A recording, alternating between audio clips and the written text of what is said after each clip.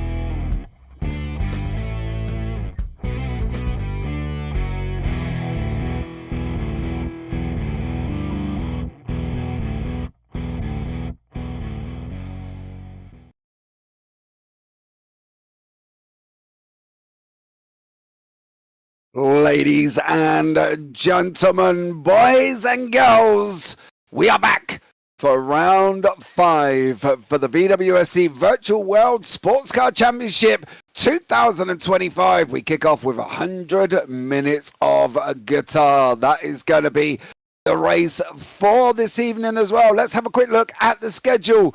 And you can see it's the 4.8 hours of Le Mans on the 7th of June, the long one. Coming up as well, and we go off to 60 laps of the Glen, 90 minutes of Sao Paulo, 90 minutes of Qatar on the 30th of August, 100 laps of Indy, 90 minutes of Fuji, 100 laps of Road Atlanta, and then we finish off with the 2 hours of Bahrain. Let's have a look at the track. It's the LaSalle circuit in Qatar, 5.42 kilometers, 3.37 miles. Built in 2024. 16 corners for these guys to contend with. I can safely tell you it has been through at least 5 different configurations. Changes, should we say. Not configurations, because the configuration is the same. Let's have a look at the keys to today's race. Know the track.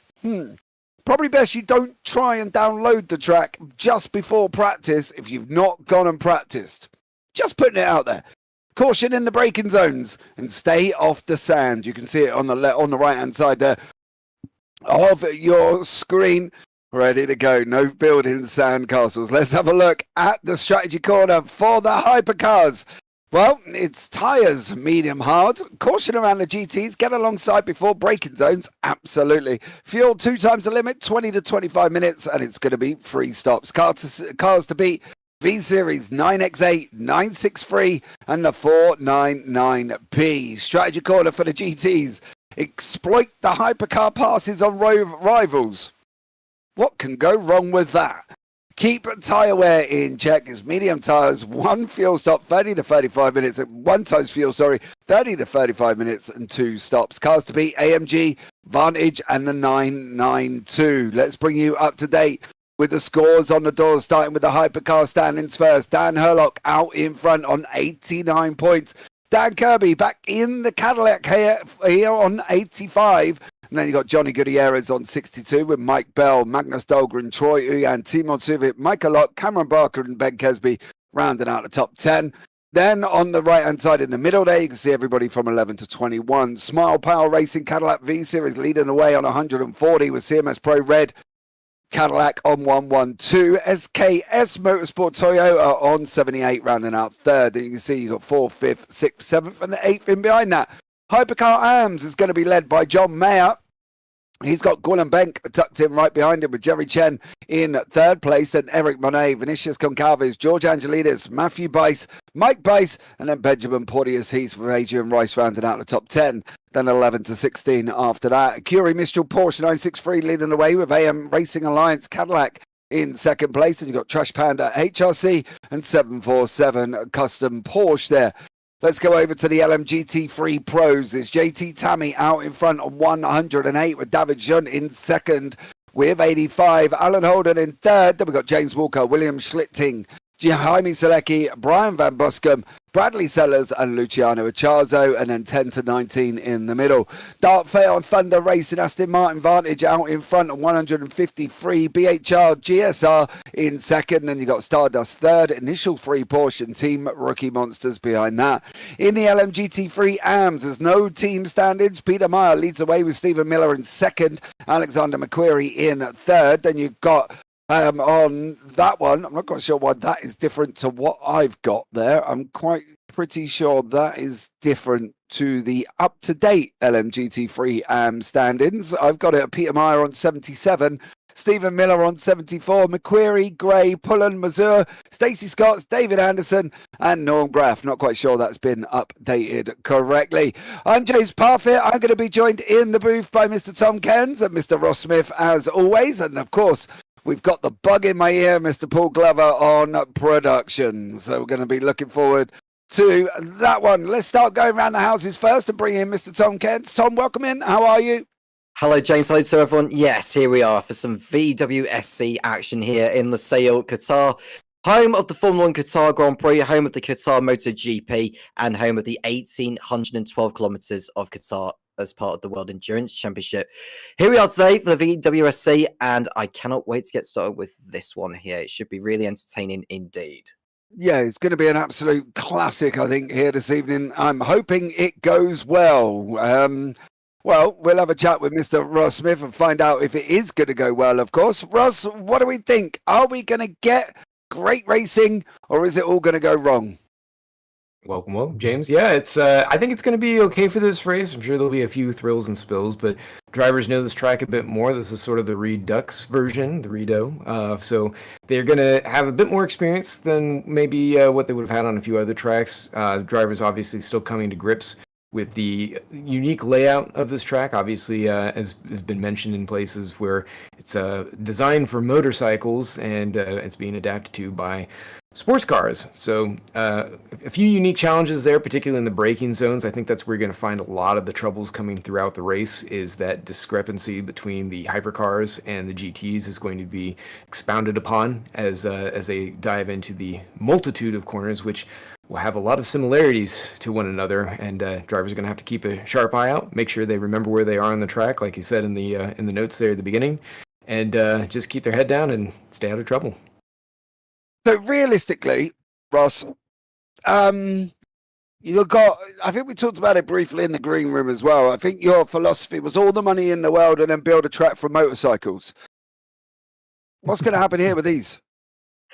Well, yes. I'm always one to be drawn to tracks that have a lot of character to them, particularly with elevation changes, some modulation in the landforms. You know, a lot of the great British and American tracks that use the geometry of the countryside, they tend to have the most character, and they're usually the most fun, particularly for the drivers to drive. So when you're out here in the desert, there's not a ton of elevation change. There is a little bit, and you'll see some of that from some of the camera angles possibly, or at least some of the onboard views.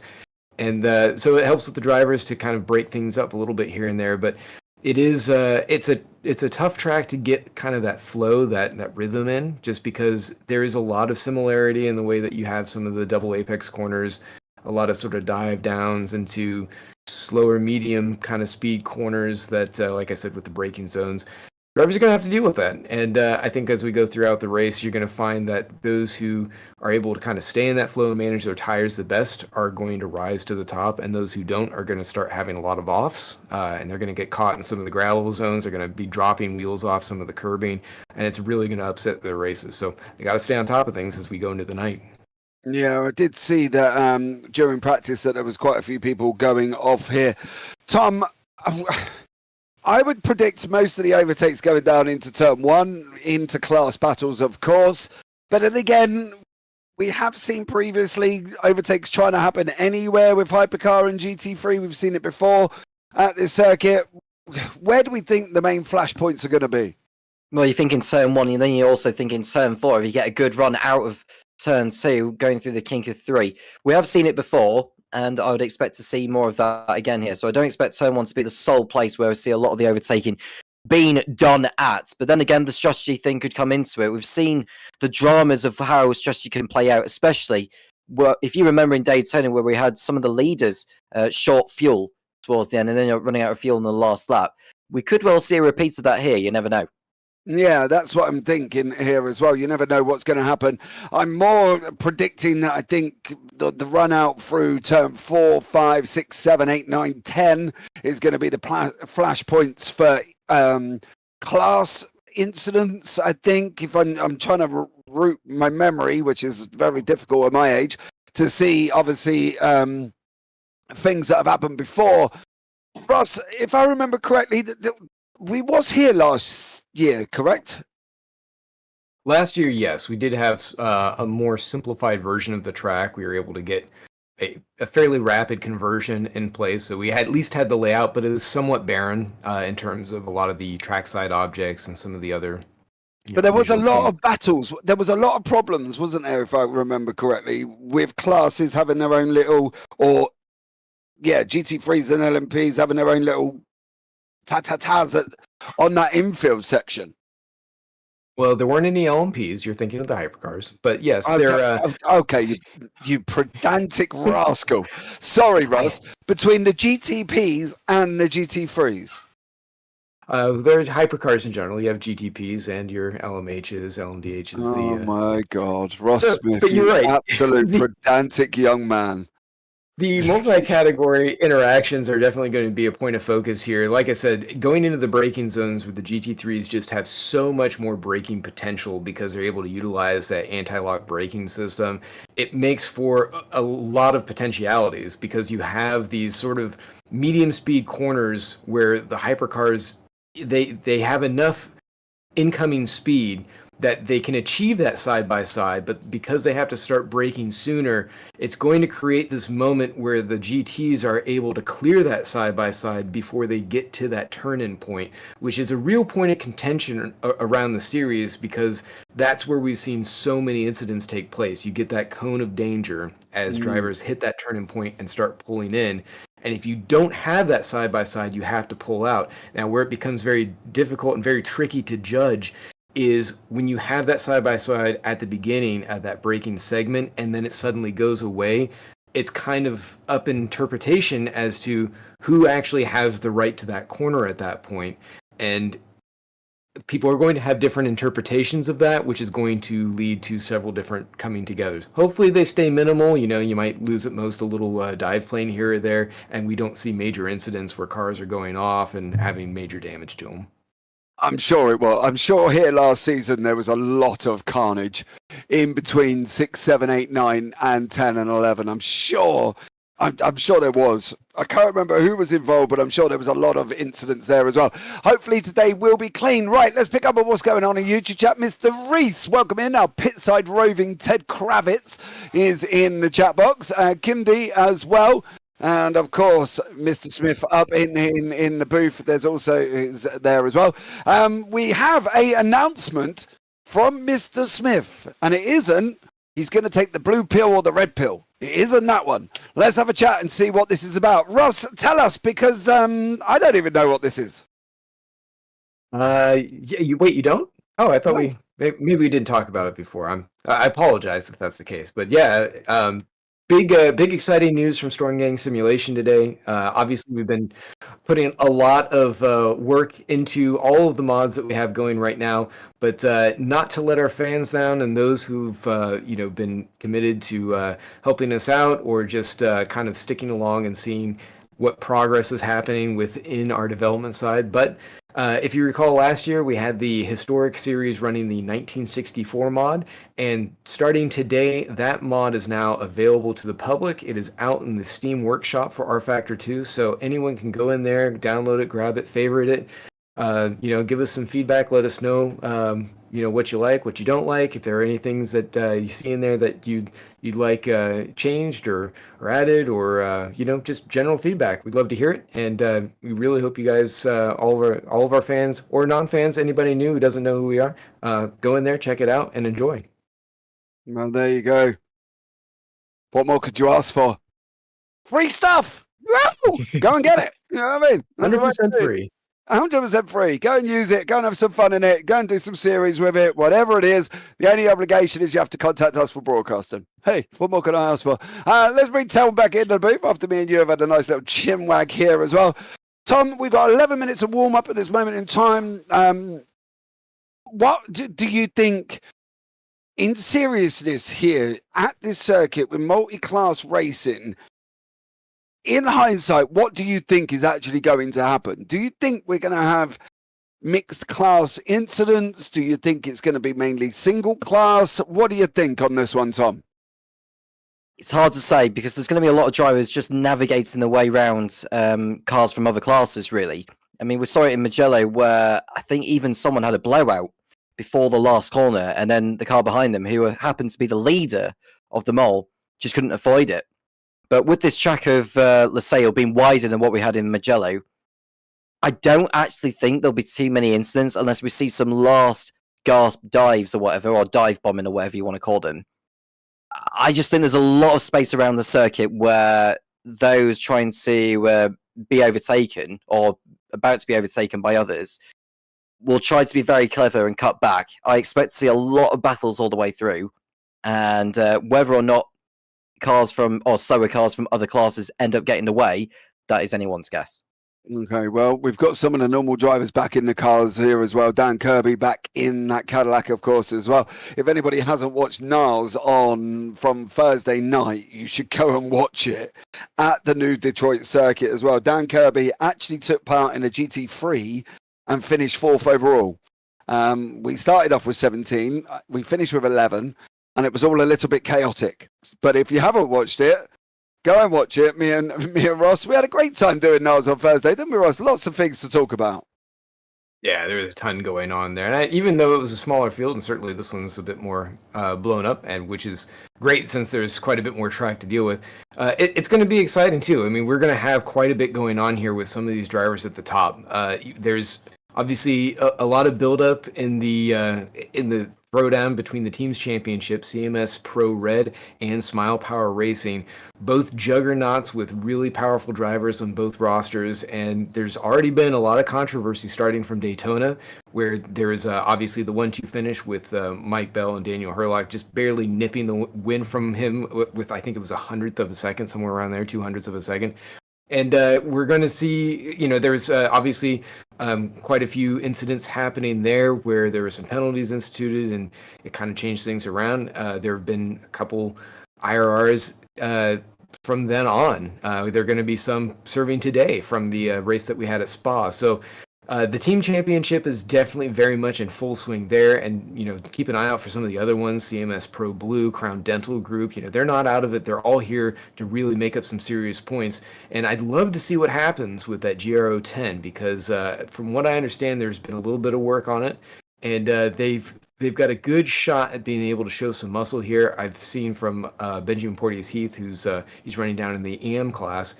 He's put some work in, and right now he's sitting pretty high up there in terms of his positioning. I think we're going to finally see that Toyota prevailing in today's race. Yeah, I can give you a rough idea of what penalties we have got outstanding at the moment here. So we've got Mr. Mitchell has got himself a penalty, stop and hold for 10 plus seconds. Robert Molin, I believe, has got a stop and hold for 20. It's two IRRs, a drive-through and a drive-through.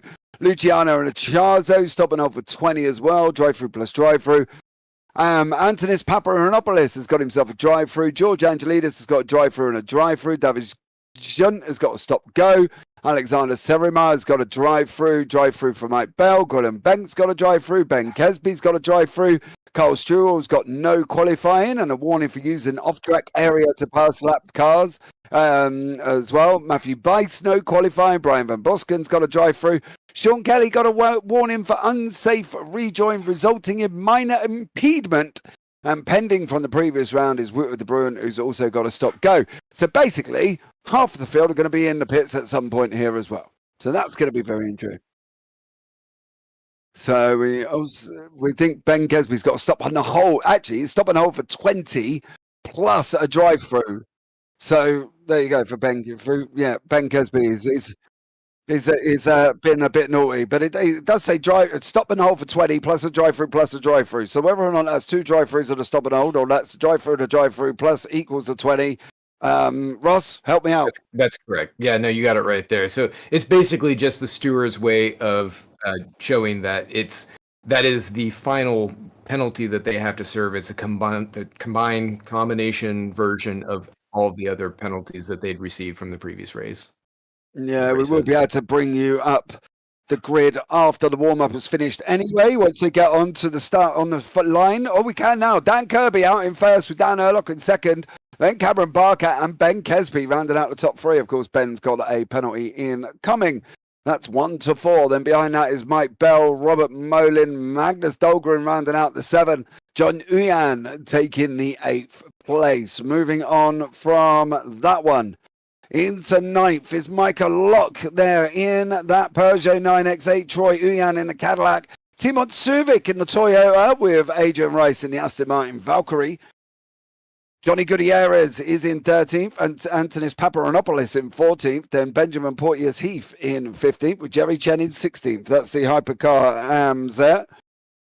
George Angelidis down in 17th, with Sean Kelly 18th. Eric Monet is in 19th. Vinicius Concalves rounds out the top 20. Moving on into 21st is Gwilym Bank and Gilles Lalonde in the 9X8 and Caddy. Then we go into the LMGT3's JT Tammy leading the way with Alan Holden there once again in 23rd and 24th. Luciano Acharzo and David Junt rounds out 25th and 26th with Brian Van Boscombe. Penalty incoming. Ryan Paulbert Reyes is in 28th place. Alexander McQuarrie leads the way in the AMS with Matthew Overton in 30th and Stephen Miller in 31st and James Walker in 32nd place. Good mix on the cars there. It's going to be a great one. Peter Meyer in 33rd and Adam Gray in 34th. Max Sumthenlap in 35th and Matthew Bice at the back in 36th. He will be allowed, I'm sure, to take his position. And then a Storm Gang Simulation BMW M4. M4? Is that M8? Oh my God, I can't even read that. It's a little bit blurry. M4 Evo GT3. Not sure who that is. Ross, any idea on who the Storm Gang Simulation man is? Well, that's me. It's actually addressing a small glitch that we found. Not sure what happened, but there was a particular garage spot that was causing some cars to get stuck when they were starting in there. So basically, just joined in so that way that car can occupy that spot and keep anyone from getting stuck inadvertently, so they'd be caught out in qualifying or anywhere else. So yeah, it's ignore that. Nothing to see here. You know, we're just moving along. Nobody to see there apart from Mr. Smith, who's going to take to the thing there. So there we go. Should be a fun one. Starting in the night here, Tom. If there's ever a kick in the teeth, we've got practice and qualified daytime, and now we chuck them in the night. This is going to be exciting. Exciting indeed. Under the lights here in Losail, and we are very much looking forward to this one. It is 100 minutes long. This event, so it should whiz by quite quickly. Given that all the pit stops that are set to happen during the course of the race, of course, there's different strategies for different classes. I think we're in for a fun one, James. I can't wait. Yeah, it's going to be an interesting one, right? Ladies and gentlemen, boys and girls, the cars are getting onto the grid. We will show you that very, very shortly. Dan Kirby sitting on pole with Dan Herlock in second place alongside him. Behind that is Cameron Barker, Ben Kesby, Mike Bell and Robert Molin. Don't forget penalties incoming for some of these drivers, so hold on, we have going to have a side-by-side pace lap there, so bear with while these guys trundle around and do this pace lap before we can get these going up and running. It's going to be an interesting one, and it's going to be exciting, I'm sure. So hold on to your hats, ladies and gentlemen, boys and girls, people of all ages. Get your drinks, grab your popcorn, because you're not going to want to miss any of this. Ross, what are you thinking about while you're on the pace lap, bud? Well, I'm kind of curious to see actually what's going to be happening with some of these cars. So coming out of the last race at Spa, there were a couple adjustments to a few of the cars. So the Cadillac has actually received a little bit more restrictions in the aero, so it should be a little bit slower. That might only affect it more on sort of the longer straights, so we'll see about that. And the Aston Martin, the GT3, the Vantage, has also gained some weight, so it's up 10 kilos. Probably not a ton, but because this is sort of a high tire wear track, that could have an effect as the stints go on. So keep an eye out on both of those situations as the race develops. Right, okay, we'll keep an eye out on this one. So hold on to your hats, ladies and gentlemen. There's going to be a few people diving in for penalties as well. Ben Kesby's got one, Carl Struhl's got a couple, Mike Bell, Serema, Yun Angelidis, Paparanopoulos. Of course, if they're all here, they will serve their penalties. So we'll see who's going to dive in and keep an eye on them. If they're not here, well, they won't be able to serve it until the next race they do turn up. Oh, of course, but it depends if they disagree with the penalties, and they may not never turn up again. So who knows? But then again, if you disagree with a penalty, don't be a naughty boy and get yourself in the penalty box or in the eye of the stewards. That's what I say to that one. But here we go, ladies and gentlemen. This is going to be a fun one. You see the GT3s down in the bottom right-hand corner, Hypercars on the main screen in the middle. Before we can get this going here, Dan Kirby on his way around that long sweeping right-hander at the moment, going all the way from 12, 13, 14, a continuous turn that basically doesn't let off whatsoever. Then in behind that they'll go into 14, left down at a 15, and then we're going to be into turn 16 for the final run here as well.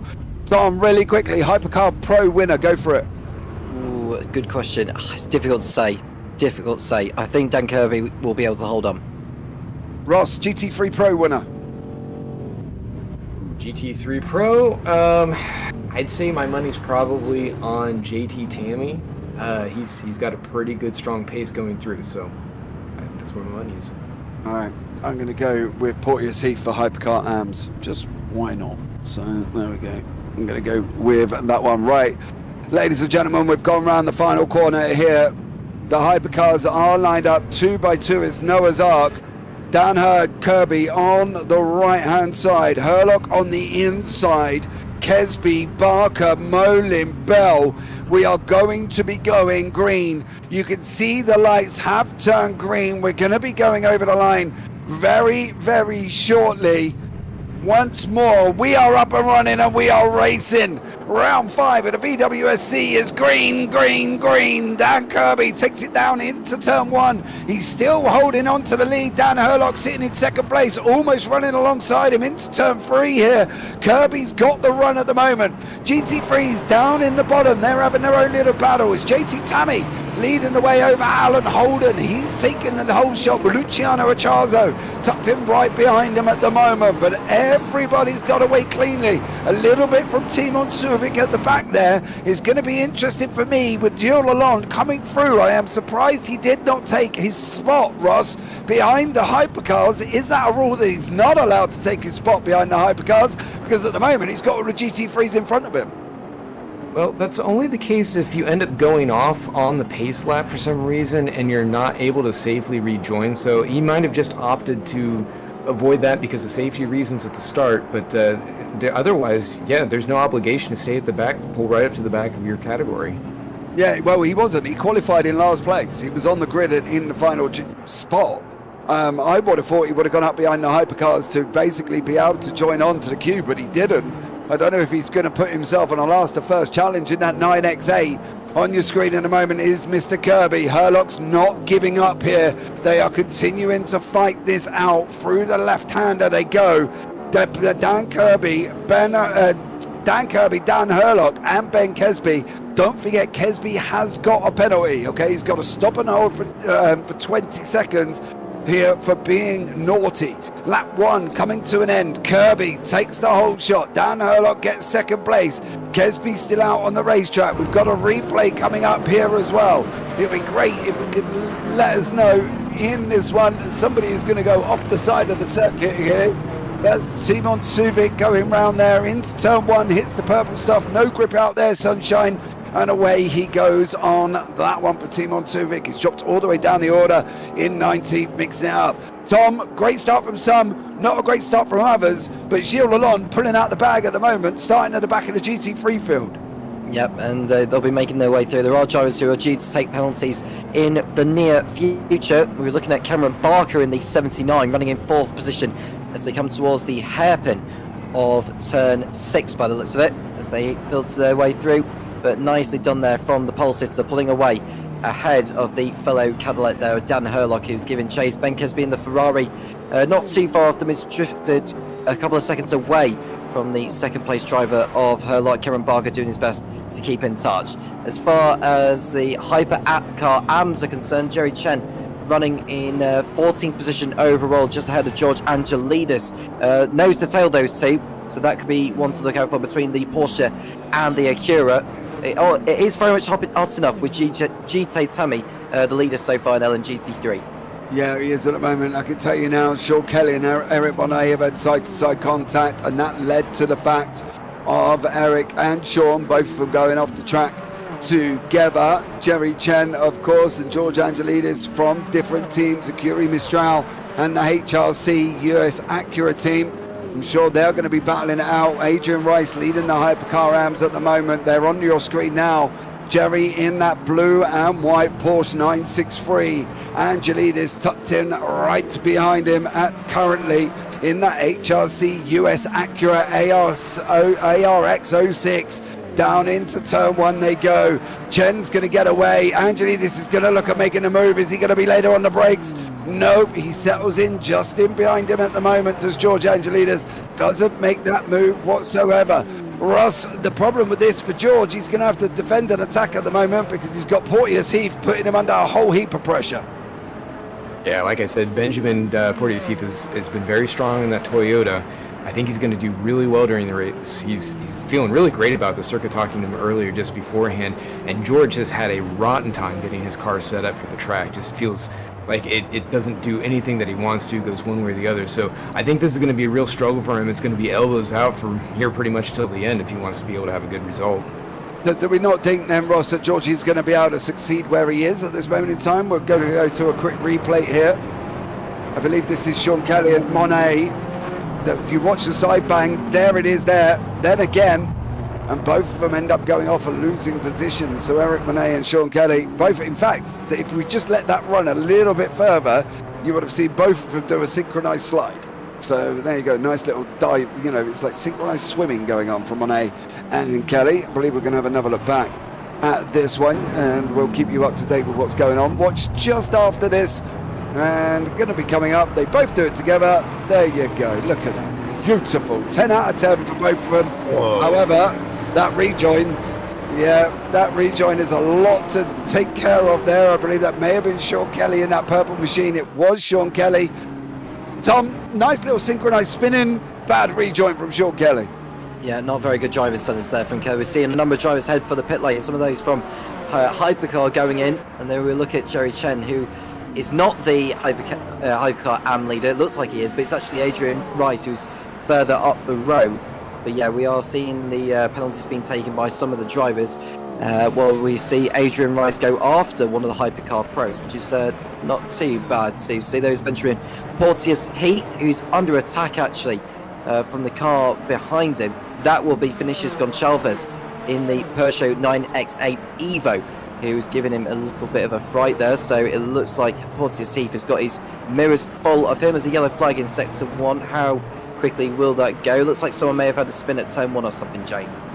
Yeah, there's a couple of people in pit lane serving penalties. Ben Kesby has served his penalty there. He's on his way out as well, dropping all the way down the order. Mike Bell. There's a lot of people in and around that have taken their penalties. I can tell you now. Gwilym Benk, Ben Kesby, Robert Molin, George Angelidis have all gone in as well. So they're all mixing it up in between this one. This is a battle for GT3 AM. Stephen Miller and Adam Gray got a nice shot of the back stadium there. But Miller and Gray battling it out here as well. McLaren 720, Reptile Racing, Porsche 911. continuing to fight here. Will this track, Ross, going into the Porsche, knowing that the Porsche can do unpredictable things whenever it feels like it really wants to, does this circuit suit the Porsche? I think it does.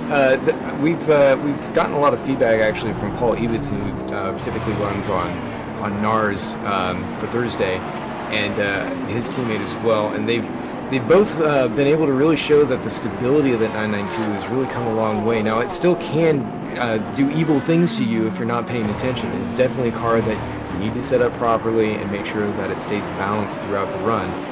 And it will slap you. It'll get the rear definitely fishtailing as that balance changes. But it's a very strong, very good car if you know how to handle it. Yeah, we've got a couple of off tracks from Vinicius Concalves has been off the circuit. I don't think he's done anything dramatic.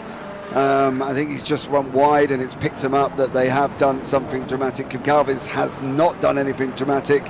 And I can tell you now, Stephen Miller did exactly the same thing, coming in through the final 13, 14 and 15, just ran a little bit wide. So no dramas back there. Both men just got back onto the track and carried on. And guess what? Neither of them lost a position. So great fighting from Stephen Miller here. He's trying to get onto the back of Alexander McQuarrie. Angelidis is recovering from his penalty. Of course, he's one of the guys that has taken a penalty.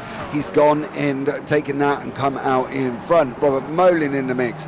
The interesting thing is Ben Kesby is also mixed with the GT3s at the moment. He's just going to clear JT Tammy for positions. Kesby does move himself up into 21st. Next up being Mike Bell, Jerry Chen, Benjamin Portier-Seif dropped back to 1.2 seconds at the moment. You can see on the bottom right hand corner that's the nose of Benjamin Portier-Seif chasing down Jerry Chen, looking very quick indeed here. Some of these guys, Tom, have done an incredible job at the moment. Obviously, it's going to be an interesting thing because we're going to have some of the faster guys like Paparanopoulos, like Angelidis, like Benk, like Molin, like Kesby, all coming through the field after serving the penalties. Yep, we were just seeing Portier-Seif just stay within the slipstream of Jerry Chen. How far is he willing to go before he has to think about making a pit stop? We looked at the strategy cards earlier, James, as to when we expect both the Hypercars and the GTs to start making pit stops. And we've just seen a yellow flag in Sector 2. Someone's had a moment that's probably just gone off track and rejoined. Yeah, Paul Reyes. Yeah, Reyes has gone off, unfortunately. He's gone round as well. He has spun all the way round and he's sat sideways and does manage to get it back on the track. Same corner as Sean Kelly and Eric Monet. So that corner seems to be causing a little bit of a problem. Concalves and Bice, he's sitting battling away for 4th and 5th at the moment. Trash Panda Racing in the Toyota, the 9X8, of course, from Concalves. Lovely car. Shame they put the blinking wing on it, Mr. Smith. That was a bit of a poor judgment call.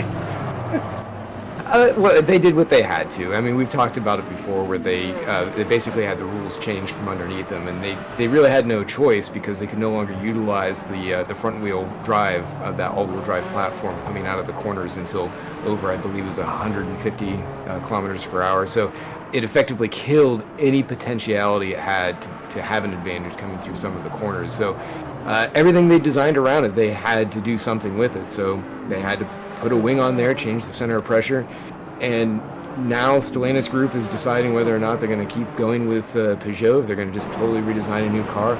I think the car looks great, it's unique, stands out. I'd love to see them perform a little bit better. And fortunately, in our wonderful Storm Game Simulation mod, they are performing better. They're definitely more on par with where they should be. So I think these cars are going to be really good. Johnny Gutierrez is going to be really strong.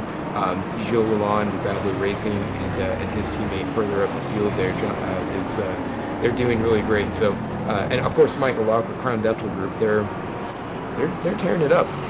Yeah, that's what I mean. I love the 9X8. I think it looks absolutely amazing, and maybe we should get the guys from the sim to drive the real life one. They might be able to show them how to actually drive it properly. That would be quite cool on that one. So if anybody, Jill Lalonde, if you have got the 9X8, go and contact Peugeot and tell them you can drive it better than the drivers they've got at the moment. That would be awesome. Timon Suvic and Johnny Gutierrez are having a nice little ding dong here at the same time. There's Benjamin Portier-Seif apparently on your screen at the moment, but it does look like we're showing Timon Suvic. There we go. And Benjamin Portier-Seif. Timon Suvic, Benjamin Portier-Seif having a fight here. So we'll keep an eye and see how these guys get on. What's the key here, Tom? What do you think the initial key to success is going to be? Well, the success is just be able to your way through the traffic, especially if you've taken a penalty. But this is the battle for the lead between the two Dans of Kirby and Herlock on the pit straight, in the lead both overall and in the pro class of Hypercar, as they filter their way through turn number 1. No rush for Herlock to make his way through. Yeah, they are relying on the fuel strategies, and they'll be thinking of later in the race. 12 minutes gone in this one so far. It has flown by quite quickly, these 12 minutes, thinking of it. But it seems as though that both Kirby and Herlock are in cruise control throughout this one. There's no Eduardo Beninca, thinking of it, James. He's not around this evening from what we've seen on the grid. So this is a chance for Herlock to take the lead of the Pro Championship by the end of this evening's action. Yeah, it's going to be interesting to see how some of these guys get on. They've got to make use of the opportunity that's been given to them. And for Herlock, he's got to try and extend that gap. He's got to beat Kirby at the moment. If he doesn't beat Kirby, he is going to be in trouble. Now, generally for Eduardo Beninca, he's normally down in the GT3s, if I'm not mistaken there. Ross, am I or am I not missing on this one? Yeah, I think that's where he likes to dabble when it comes to modern machinery. He definitely seems to be more of a kind of mechanical grip kind of car base versus aero, though we've obviously seen him in the Lancia in the 1985 series where it's all aero for those cars. So he's certainly no stranger, and he's kind of like Daniel, you know, he can be fast in anything you put him in. But yeah, he's kind of just changing it up a little bit here today. So I'm sure he'll continue to perform pretty well. Yeah, Beninca, of course, at this moment in time, I have not seen him. I have not seen him all season, to be honest, and he's not on any of the score sheets that I'm looking at. So unless obviously he's slipped in without us knowing, Eduardo Beninca is not on the score sheet. So keep an eye on and see if he does turn up in this series this season. And you see Ben Kesby on the fight at the moment with Steve there with Antonius Paparanopoulos. As they're continuing to scrap it down in basically, where are they? 18th plus, I think it is, on that one. Stephen Miller and Adam Gray still fighting out in the GT3 AMS. This is, believe it or not, 30th and 31st overall. First, second and third in there. And then tucked in behind Adam Gray at the moment is Max Sumferlap, as he's going to continue to try and close down on Gray and try and make some moves if he can. Let us know in YouTube chat who you're supporting at this moment in time, who you got your eyes on, who you think is going to win, and who you think is going to succeed in the race. Stephen Miller, Ross, I've got to be honest, reminds me of a little bit of a maverick, because you're never quite sure what you're going to get out of him. You either get Stephen Miller, who drives incredibly, or he has more roller coaster, he has more up and downs than Space Mountain. You know, that's kind of where he's at the moment. Yeah, he's definitely corking the bottle right now, holding up Adam Gray behind him, and I think is that Mayer who's behind him as well. They're having a little bit of a scrap just behind, as you see some of the hypercar traffic starting to approach. I think these are There's Jerry Chen and Timon Suvic. Yeah, so yeah, Stephen Miller definitely is, he's kind of known by some of the drivers here. He definitely can be difficult to manage. So he's going to be a factor in this fight for sure, in both of these battles actually. And the problem is he's got drivers in behind him who don't take a lot. Timon Suvic is in behind that. Benjamin Portier's Heath is in behind him as well. All these drivers want to get through. Concalves is coming up on the back end of this pack at the same time here, Tom. This could be the dramatic stage on this run through of traffic here, especially when they're grouped together like this. Yeah, we've just seen Sean Kelly in 6th place after that spin he had earlier on over at turn, I think it was turn 10 or something like that, where he had that synchronized spin with Eric Monet. They are going through that particular corner they just went through now. That's the same corner where they had that spin. Yep, they refused to leave each other alone, do Kelly and Monet, so let's see if they can keep it clean this time around. Although they didn't actually make contact with each other, but we want to see them fighting it out without any drama. But so far so good. It's a relatively clean start to this one, James, through all of the field, bearing in mind that some pitting in for their penalties during the course of this one. So it'll be interesting to see how those that have taken penalties are going to be able to recover. Looking at the GT class and LMGT3. This is a battle for third place in that respective category between Matthew Overton and Ryan Pelbert Reyes.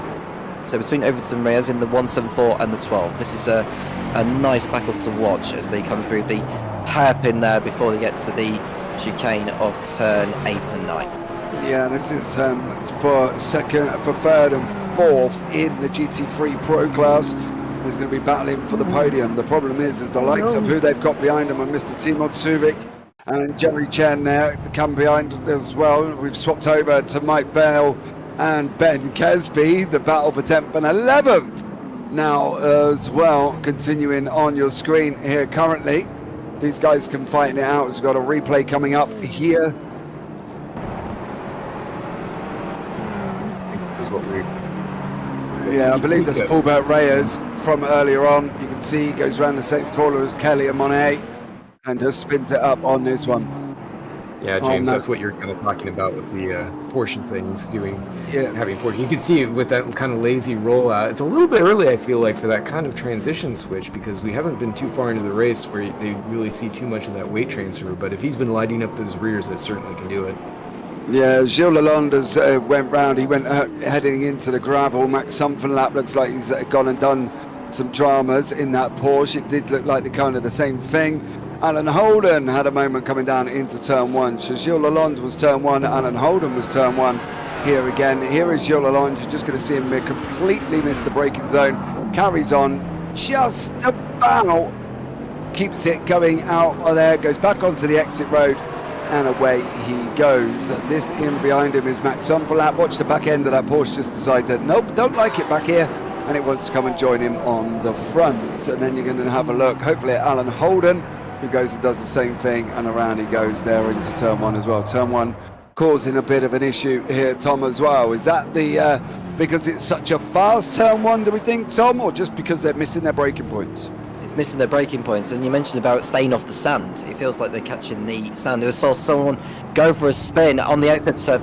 Stephen Miller going round. He was one of the leaders as well in LMGT3, and we'll get a replay. We saw him go sort of 90-degree spin, I think it was, but we'll see. It was a little bit of margy-bargy with Ben Kesby. He then comes back onto the track, carries far too much speed, and unfortunately for him, he's on his lights here, not completely happy. Then Gray goes round as well. Oh. It was Gray that went down. That was run into by Stephen Miller, so we'll see what the stewards say on that. They can give out penalties during the race to the stewards, so we could well see a notification of what their conclusion to that incident will be. Here is Mike Bell and Ben Kesby, who are coming towards the last corner now before they enter the pit straight. It's a very modern racetrack when you look at it here. It kind of gives vibes of Bahrain, does the Losail circuit in Qatar, as they sprint their way down to begin another lap. 20 minutes gone in this 100 minutes of Qatar. Yeah, we're going to have a continual fight here. Mike Bell, Ben Kesby, we're going to go jump to a replay now. This is Max Sumfenlap. He just basically watch the back end of the Porsche in turn number 1. It's going to not like it where it is as well. He's heated up the tyres from earlier of a Max Sumfenlap, and around he goes on that one. That, Ross, I would probably say hot tyres.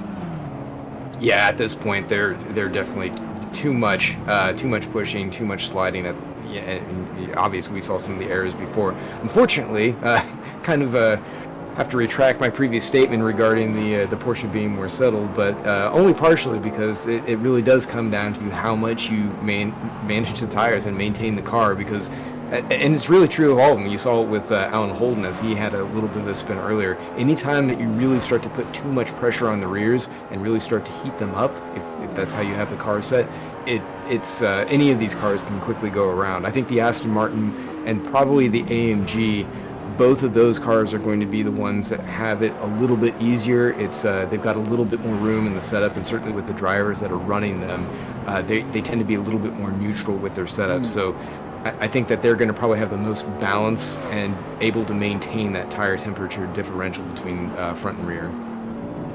You know, the interesting thing for me as well currently at the moment is Max Umferlab and Gilles Lalonde have had very, very heated tyres at the moment. The thing at the moment as well is basically Gilles Lalonde just nearly had an off track, and he had an off track and he nearly took out Max Umferlab. So both men who have had problems with Porsches and 9X8s respectively nearly ended up coming together. So we'll have to keep an eye on that one. If you carry on, I think this is going to be the replay of what I've just said about, literally just about there.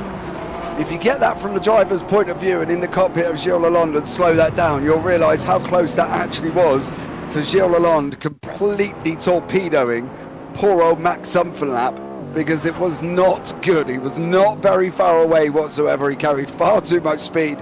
1 hour 17 to go. Kirby out in front with Herlock. This is the replay we were talking about here as well. Just behind. Watch this. He just literally barely misses him as he comes in here. Both men have run exactly the same line. He's coming back on track, and literally, it was literally a hair between them there, Tom.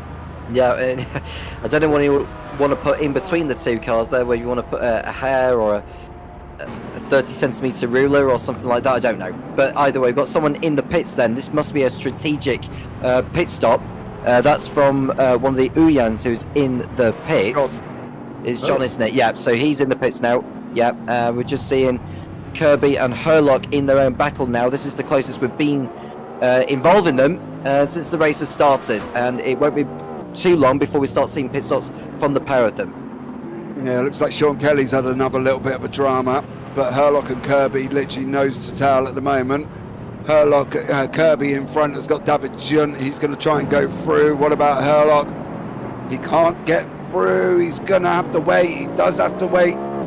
Oh, Poor Herlock here. Very, very Chen. close indeed. And Jerry Chen, unfortunately, off the side of the circuit. Well, that looked really bizarre, didn't it? As he flashes his headlights there just to make people aware of his presence, or whether that was just a sign of frustration from Jerry Chen. They're coming through the last corner then are the two leaders of Hypercar Pro entering the last corner now. Well, the leader carries on. Herlock comes into the pits.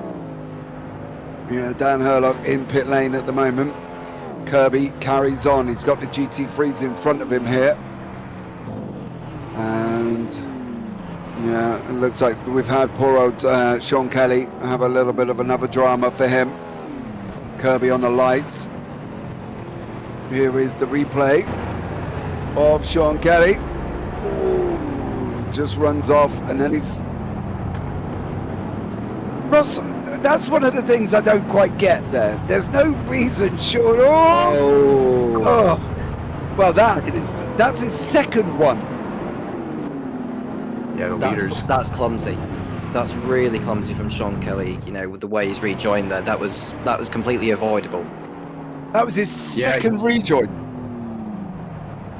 Yeah, and Tom, you're right. This isn't the first time that we've actually seen some issues with Sean Kelly and his teammate Carl Struhal. If you recall at Spa, they definitely had their fair share of incidents where they were having rejoin issues, where they were generally kind of struggling with control of the car in a few different spots. So I'm gonna go out on a limb and say that stewards reviewing this after the race are gonna have sort of an unkind view of the way this is progressing. It's certainly going to be far from harmonious. Yeah, is that just down to practice, do you reckon, Ross? Or racecraft? I think it's probably going to be a combination of both. And as you recall, you've said earlier on in the season that this is a change for them. They used to both drivers were running GT3s, and so they're moving into that higher category. And there's quite a bit more, not just in racecraft and control, but car setup, making sure that you have a very stable platform. These hypercars are very complex pieces of machinery. Even though we don't have the full like brake mitigation and highway control within rFactor 2, there's still a ton of complexity in the way that you have to set up your springs and everything else. So I think that is a combination of, you know, adjusting to the new platform and then maybe still trying to explore and understand the way that those mechanics work and interact and evolve over the course of a race. Well, Dan Herlock's coming around the last couple of corners. He is going to have the left-hander to go of turn 15. Then into 16. You can see Kirby on the bottom right-hand corner still sat in pit lane. Through he goes. Kirby's now moving. How far is he going to be ahead of Herlock? He's got a trundle down. Herlock's on his way down here as well. Kirby's on his way out at the moment. Dan Herlock and Kirby are going to come out literally neck and neck, near enough here. Kirby's going to hold on to it. Dan Kirby he got 1.3 seconds, Tom, over the other Dan. Yeah, but you see Herlock has gone, he's got warmer tyres now compared to Kirby, so he should use that to his advantage, unless Kirby can get his tyres up to temperature very, very quickly and hold him back. We've got more drivers in the pits then, in all of the hypercars, both hypercar classes. We've got Adrian Rice in the pits, we've got Conchalves in the pits, we've got Sean Kelly, who's now in the pits, Gutierrez from Hypercar Pro's in, Suvic is in. It's pit stops galore here in LaSalle. Yeah, it is at the moment. Whoa, so I don't know if bad rejoins is selfishness, Ross. What do you reckon? It could be a bit of both. I think it's more just awareness, just having that heads up to be able to know who's around you, and not panicking. Yeah, like Paul was saying there, they definitely have to keep their heads about them. I mean, you need, whenever you start sliding out, get on the brakes, and then once you're actually stopped and able to control yourself. Oh, it looks like Max Something Lab might have just had a spin around. I saw that on the corner of my eye here, but you just need to be able to control the car and make sure that you're predictable, if nothing else, because if you pull out in front of the track and in front of people not expecting you there, it's just going to lead to chaos and a lot of problems. Okay, you've been a lot more diplomatic than I would have been. Okay, because I'm here. You know, this is the thing. I think for me, when you go off and you rejoin straight away, it's almost like you've sat in the car, you've paid no attention to a relative box whatsoever. Your urgency to get the car back on track is just absolutely insurmountable, to the point of where you're having an almost coronary in the car there as well, and you pay no attention to what's going on. You literally just hit the throttle, get it back in track. If you hit somebody else, they're off and you get to carry on. So to a degree, I do kind of agree with Woe's AAA in YouTube chat. Bad rejoins is selfish, because you've not taken that minute to read anything, Ross, or understand anything, or look at anything. You've just gone, I'm going back on, that's it. Well, yeah, and certainly every situation is going to be different. I mean, there are honest mistakes that happen. We've seen that up and down the grid. I've done that myself, where I looked and there's just a car in the blind spot, and I mean, even with the radar or any of the other fancy stuff that you might have on there, you know, you can create a problem. But if it's something that you see repeating, like we've seen on that team, it becomes more of a problem, and I think that there's going to be a larger conversation with AM Racing. Yeah, I do agree there as well. Done or acting with excessive speed or urgency equals hurried. Maybe. I think that's the thing. I think, Tom, to a degree, Woes is right. It is selfish to do something like that as well. But we have got more experienced drivers, like we've got on our screen with Monet and Rice at the moment. They're battling away in this hypercar AM battle. We've also got Troy Uyan and Michael Locke fighting it out at the same time. Monet's still got to go in pit lane. Monet is not pitted, Rice has. So that's where the difference lies on this one. This surely is going to hand the lead back to Rice as well once Monet does pit, Tom. Well, he's just allowed in through, Jane. So Rice is... is he ahead of... I thought Rice got moved on someone for a moment. It was Jerry Chen, wasn't it? Yeah, so Rice is in second place ahead of Jerry Chen. So yeah, Rice will get back the lead once Monet completes his first pit stop. When he does that, I don't know. Well, I'd like to think it'll be at the end of this lap, because he'll be coming towards the end of his fuel gauge, I'd have thought. But we're seeing a battle involving Locke and Troy Uyan for 5th place. This is in Hypercar Pro. Uyan goes to ahead of Locke, and that was a neat overtake there by Uyan standards. Yeah, absolutely. Troy Uyan gets himself up to 5th place. Michael Locke sitting in 6th at this moment in time as well. GT3s at the moment. JT Tammy still leading the way in the pros. Matthew Overton in 2nd. Alexander McQuarrie leading the GT3 AMs there. That was very close indeed. Stephen Miller and Peter Meyer are sitting in behind that. Adrian Rice leading the Hypercar AM, and then Dan Kirby leading the way in Hypercar Pro. Ryan Paulbert Reyes and Alan Holden third and fourth. They're running side by side at the moment. Great racing here together. Paulbert Reyes clears Holden. Hypercar AM on the right hand side there as they're continuing to fight as well. And that's Matt Bice goes past. But now Holden's going to come back at him straight into turn one at the moment. Hard on the brakes does Holden. Is he going to be able to hold that inside line in that Ferrari 290? And Paulbert Reyes in the Porsche manages to hold on. Another Hypercar of Antonis Paparanopoulos coming through at the moment. He's going to go and separate this battle, Tom, which is probably not what Alan Holden wanted. Echoing whoever it was saying that the Porsche is the quicker car around here compared to the other manufacturers, it's clearly paying off there for that Porsche going through.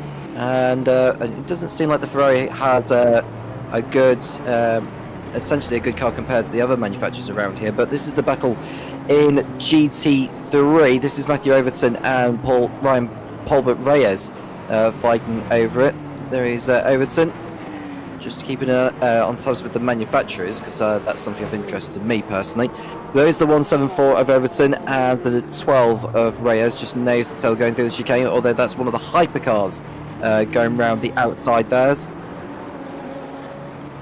Yeah. So it's a 2-second gap. So yeah, Overton and Reyes nose to tail. There is Kirby and there is Herlock. Half a second between them, intensifying their battle since the start. Yeah, coming back out. It's been teetering in and around 7 tenths to half a second at the moment. Pedro Gomez Racing. I'm just going to say fast drivers on track. I'm not going to repeat that first part there as well. See you soon, guys, to compete again. Well, maybe on that one. Thank you so much. Dan Herbie, 1.1. We've got Ryan Paulbert Reyes with an in-game penalty. Don't forget the stewards give out penalties after the race. This is an in-game RF2 penalty that has nothing to do with the series itself here. We think it's going to be a track limit violation of some sort. There he is again, off the side of the circuit from Paulbert Reyes. Easy to do here though, Ross. Yeah, 100%. And that's something that a lot of drivers were talking about, particularly on the outside of those corners. It seems like you might be able to get a little bit away with it more on the inside if you're going through on the track. But those outside lines are very brutal, and Don Fryman, who's been working on our tracks for us, he made sure to, working in tandem with George Angelides, who oversees the series, they made sure to set those limits so that way they are appropriate. We saw in real life that they actually ended up having to put quite a bit of gravel on the outside of some of these extension points to really dissuade drivers from extending track limits, because now when you go out there, unlike what we have going on for most of the track here, you dip a wheel and it's very punishing. You don't have some lovely runoff there that you can just kind of drive away from. Unfortunately, this track does not have that latest update, but it's certainly something that drivers are going to have to keep an eye out. And with over an hour left, he's not going to be the last one to get that. No, we're going to replay on our screen now. Since finishes Goncalves running wide again. Shot limits. Oh no, there was also the nose chopped off of the car behind there. Yeah, that was rough. Yeah, that was very, very close indeed on this one. Tom, 1 hour, 4 minutes to go here. At the moment, Dan Kirby leading the way with Herlock, Rice and Chen batting it out in the Hypercar AMs, and the GT3 starting to settle down a little bit. It is. I don't know whether Herlock's dropped back to preserve some fuel for later on. I don't know how much fuel you can save over the course of a single lap round Losail, but it feels like Kirby has been able to pull away since the battle. It was around about half a second not too long back. But yes, they are cycling nicely into this, as we see Kirby controlling the race. We've got some pit stops in the GTs here. We've got Reyes and Sunverlap in, and someone else behind those two that's just come in. Is that another one of the GTs that's just behind? Yeah, I think it's Alan Holden. Yeah, Alan Holden in behind. Matt Overton's also in pit lane at the same time. JT Tammy's paddling it in and around the battle. Overton and Holden in the pits.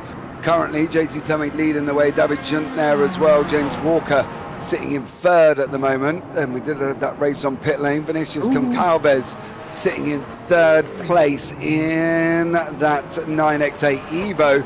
However, tucked in behind him is the recovering Ben Kesby here, not really been able to recover, Ross, after his first penalty right at the beginning. No, and at this track, it's extremely difficult to come back from those. You really have to wait for some of the other drivers to make mistakes. Now, with as many drivers as we're receiving penalties coming into this, that's the only hope you kind of have being able to get up. But we're going to see a lot of these drivers making at least some battles back and forth with each other here as we cut to a replay. We'll have a look and see. This is Quillen Banks' penalty. This is probably going to do with an off-track as well once we come out from behind the stadium. Yeah, a little bit of a cut for him. He's now been a little bit of a naughty boy. Past leaders, Kirby, Chen, JT Tammy and Peter Meyer leading the way here as well. And Mike Bell has also been off the side of the circuit, unfortunately for Mike. However, he was in a big old mix with Adam Gray. Oh, there was contact further back from these guys. That was a matter of time. Adrian Rice and Troy Uyan, yeah, they were very close together. Yeah, unfortunately for him. Paparanopoulos has had his own dramatics in that Ferrari 499. He's gone and run wide as well, and unfortunately he's gone and taken that and stopped off the side of the circuit. So Paparanopoulos is our first DNF. As we look at Vinicius Goncalves sitting third in Hypercar AMS at the moment. Believe that is Kesby climbing in behind him. And Ben Kesby trying to make his way through here, Tom. How imperative for Ben is it to move up the field after his earlier penalty? Well, it's vital. I mean, he's got all the traffic to make his way through, which I can imagine he's got through all of the GTs and, well, both the GT classes now.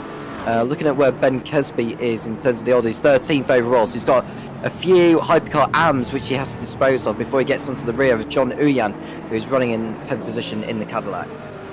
Yeah, going to be very difficult for Ben here. At the same time, we're going to have a look back now at a replay from earlier on. This is the one we were talking about just a little bit earlier. This was Mike Bell's moment, who inadvertently got bumped up the bottom. I think that is Mike Bell, and that is John Uyan. Is it John or Troy? It's John Uyan, who seems to slow down, and Mike Bell just ran straight into the back end of him there, Ross. That could happen over the amount of cars that were in that corner. Yeah, it seemed like John was slowed way more than normal. I mean, I could see lifting off a little bit just because of the congestion around that point, but that almost seemed like he had an issue or he was recovering from something else previous. I want to point out that was not the only interaction that CMS Pro Blue and Smile Power has had. If you recall at Spa, there's the incident between Luke Mitchell, who's not here today. In fact, I believe that he's actually left the series at this point after results from that incident. But he ended up getting into John Uyan as they were fighting down through the second sector of the lap, and effectively just had a big crash there. So again, the dramas continue between those teams, and kind of looking back at that incident that happened with Adrian Rice, where he went up on Troy Uyan, John's teammate, that actually gifted the lead over to Jerry Chen. So now he's leading in Hypercar AM, and starting to build that gap up a little bit. Yeah, I think it's going to be quite interesting. Your leader of the GT3s has just finally gone in. JT Tammy, that's going to lose that to David Junt. Also, James Walker is in pit lane at the same time. Tammy is still in pit lane at this moment in time with Walker, who's still there. David Junt is taking up the mantle in the LMGT3 Pros. Here once again, Tom, with 59 minutes to go, we're in that kind of mid-section. This is what I call the Formula One part of the race. We've got the fuel stop out of the way, and now everybody's settling in, whether or not they're going to have to make a second one, whether or not we're going to get to the end. And then, of course, the last 5 or 10 laps is going to be absolute fireworks.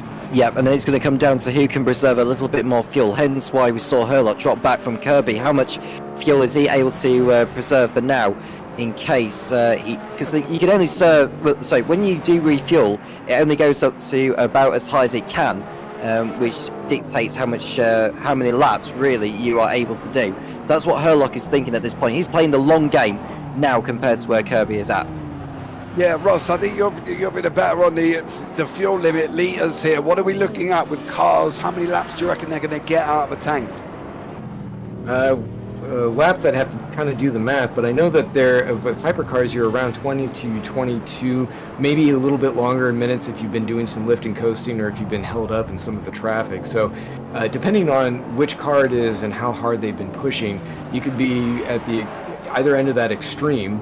And certainly we're seeing that it's mixed up, although a lot of them are coming in at relatively the same point in time, whether that's a strategy call just to kind of keep pace with where other drivers are at, or they just truly need to come in, remains to be seen. But a lot of them, yeah, about that 20-22 minute mark is where most of them are going to be coming in, while GT3s are going to be around about the 30-minute mark. And with JT Tammy coming in, he kind of broke the seal on that one, because I think some of these other drivers, like you said, David Junt, he's going to be coming in here shortly, and even Peter Meyer. Shout out to him. He's really kicking butt there in that Lexus GT3. He's at the top of the AMS. He's running second overall in the GT3 field. Yeah, Peter Meyer doing a great job there. Ben Kesby mixing it in as well. Adrian Rice and Jerry Chen on your screen at the moment. These guys are not very far behind. There's Kesby just tucked in right behind him at the moment. This is going to be an interesting situation, especially with Adrian Rice there and John Ewan in behind these guys at the moment, and that's Gwilym Benk not farther up the road either. Jerry Chen, John Ewan, Ben Kesby, Adrian Rice, the Rice being the last one in the pack here with Brian Van Boscombe in the GT3. He's just gone to the left hand side on the circuit. You can see him there just coming into picture very, very shortly. And at the moment, all of these guys are kind of on that borderline of tripping over each other. Max Zupfer laps further up the road as well. We're in that middle section, Tom, and this is where I said earlier, this is where it's going to cause a bit of a problem. It's almost like a graph where there's like loads of X being scattered all over the place. That's what I'm seeing with all these cars as they make their way past the GT. That was it got in the way of them a little bit, but the hypercars are through at last. More headlights flashing towards the GTs as they get out of the way, which is the right thing to do to alert them of their presence. But there we see Ben Kesby going through on Jerry Chen. So Kesby's through ahead of one of the Hyper AMSAs. Yeah, that was very, very close as they come towards the last corner. Yeah, Kesby not hanging around. Nearly comes across as well. Yeah. That was close. Alan Holden is a little bit upset here. I'm not really quite sure why. Yeah, but I don't really get that why. I don't think Holden really was going to hit that apex and then ends up getting upset and then throws himself off the circuit. But I don't really feel that Hypercar did anything wrong. I don't think Holden was going to hit the apex, but maybe I'm wrong on that one. But Jerry Chen, Adrian Rice still continue to fight. Kesby at the front end of this field. John Uyan and Ian behind, separating these guys. So it's Ben Kesby, Gwilym Benk is sitting next in the order. Then you've got Jerry Chen behind that. Then Uyan, then Rice, and then Bell coming at the back end. So this group is getting very, very sporty. That's Sean Kelly on the right-hand side at the same time, and we know he's had his dramas throughout this race, and that whole team are going to be in the naughty books. They're going to go more times to George Angelidis than I do in a season, which, hey, if anybody's doing that, I'm happy about that one. But Jerry Chen and Adrian Rice still fighting out in that Hypercar AM. I'm sure George is very happy. He don't have to talk to me much this season, which is always good. Unlike last season, I felt like I was on my way to the headmaster's office after each round there, Ross, to be honest with you.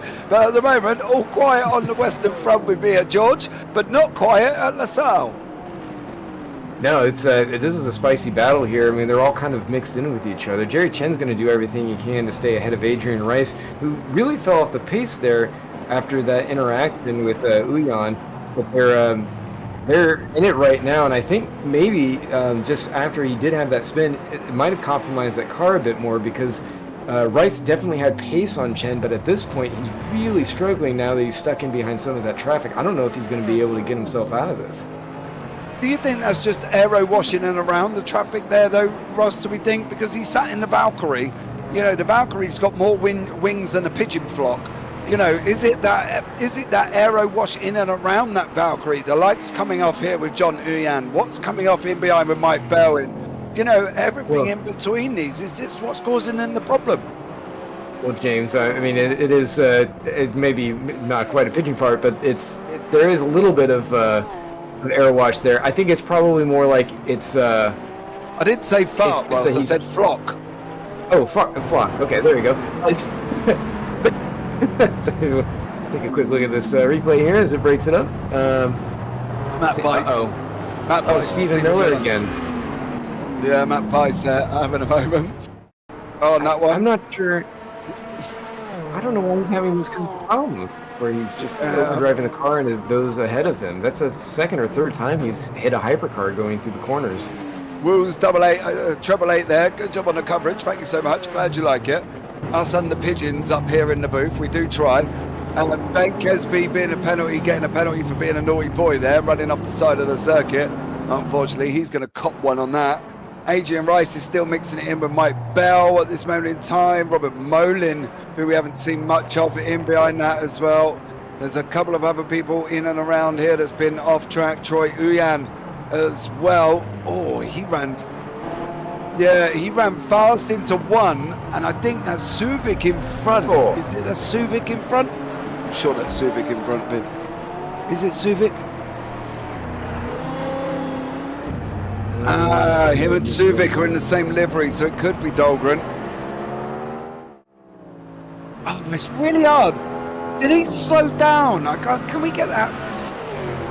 It's really hard from a Troy Uyan. Yeah, there was a lot going on. I think there was a lot going on there, Tom, on that one, and it's very hard to decipher. Yeah, very hard indeed. Troy Uyan, who's got Michael Lock for company. It's not the first time they've been in close proximity on circuit. There is Dahlgren, there is Uyan in fourth place in the Hypercar Pro. Is the that's Dahlgren going through one of the GTs before the final. It's Stephen Miller, who's had an eventful race of his own, so he's trying to make up for lost time as we speak. Miller running third in the LMGT3 AM class as we approach the halfway point here in Losail. Yeah, 51 minutes on the clock, Dahlgren with Miller tucked in. We're going to have a look now. We see this with Uyan. I wonder if there's the GT3 there, but this is so uncertain. No, Ross, isn't he? He's so uncertain. Uyan thinks he's going to go for it. The GT3 left in the gap, and literally he didn't go for it. And it's really hard as well because the GT3 then closes the door on him, Ross. I'm not quite sure where we go with that one. That's a difficult transition point because there's just a lot of exchange and weight transfer there. I'm a little bit distracted by what's going on with that hypercar battle back with Uyan, Bell, and Rice and all them that are mixed up in there. It was really Rice close. has just been off the circuit. Rice has also just been off the circuit on that one, Ross. I missed who just went into the pits there. I think it was John Uyan who tucked in. It's Rice that's in the pits from I think he was in the lead before he came in, or unless he was in second place before he pitted in. So Adrian Rice comes in. That's his second stop of the race, as does Porteous Heath. He's in from third. Yeah, and then we've got John Uyan in the mix as well. Mike Bell there. Well, there's so many things at this moment in time you want to say, but you're going to have to keep it quiet and keep this professional, Ross. I think for a minute this has been cleaner than what we kind of would have expected, but everybody seems to be behaving. Well, behaving is certainly a relative term. Like I was saying, that hypercar battle is getting very spicy. Mike Bell put a move on one of the Uans. I thought it was Troy, but it might have been John by that point since we moved away from it for a bit.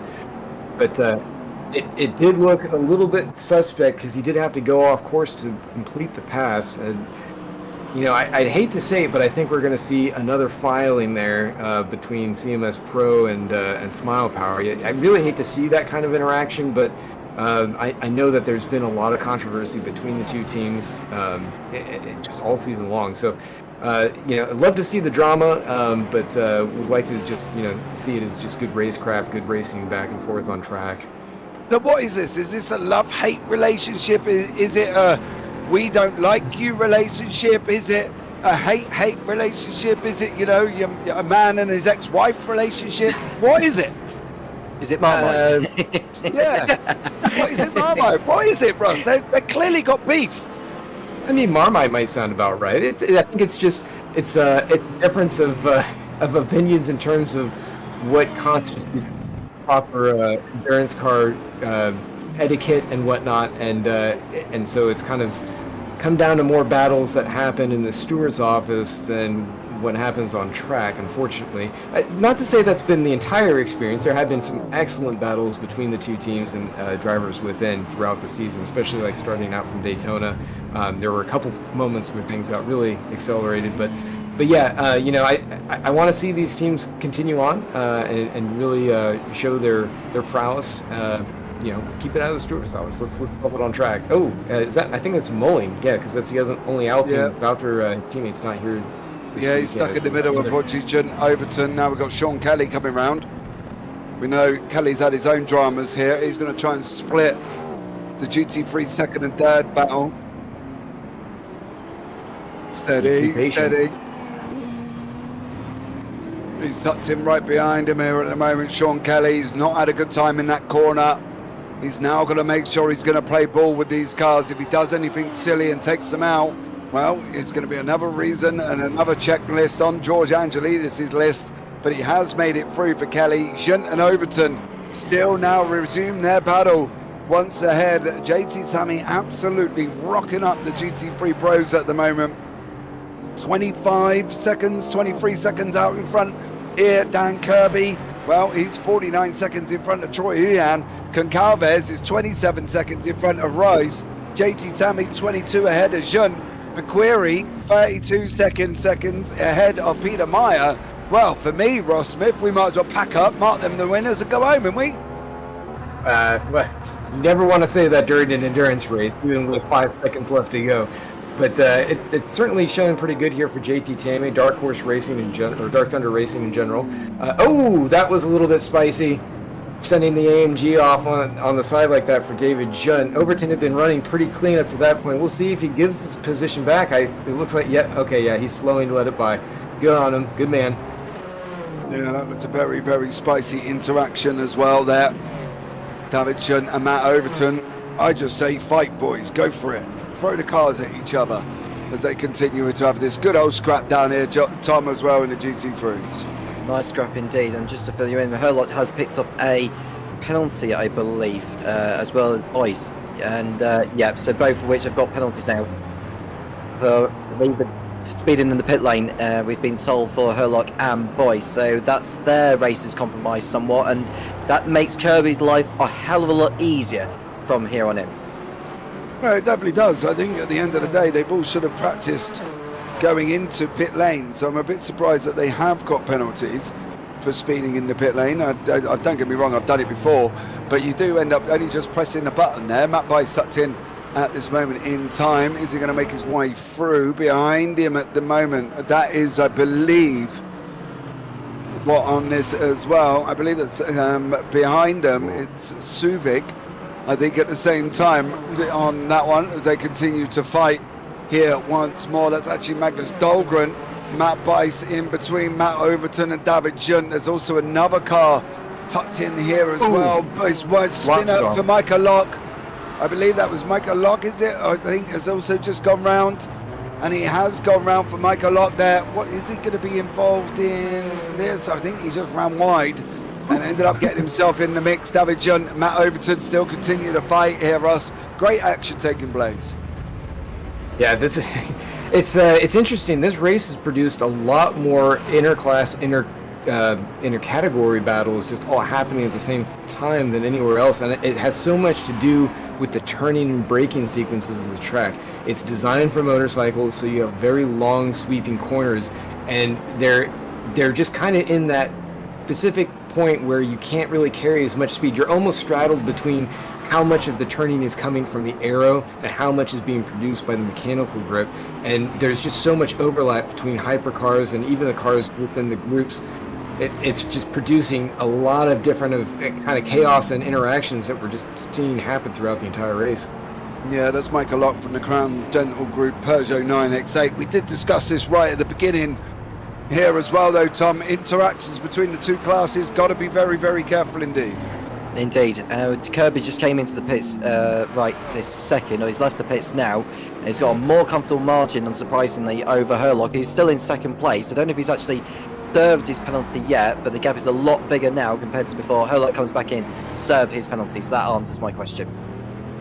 Ross, iRacing, pit button, close the car down. ATC, LMU, all acting in the same way. Is RF2 the same thing? You hit the button and it slows the car straight down? If you're talking the pit limiter, it will slow you down, but if you come in at 300k and it's a 62k pit road speed, it's not going to instantly take the car down. I mean, you have to manage that and get your speed down before you cross the line.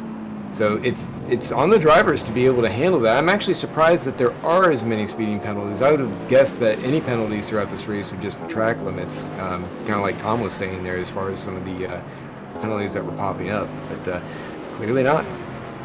Yeah, Gilles Lalonde in pit lane, Shunt and Overton resuming their battle going down into turn one. Shunt in that Mercedes AMG Evo GT3. Behind that is Overton in that Aston Martin Vantage.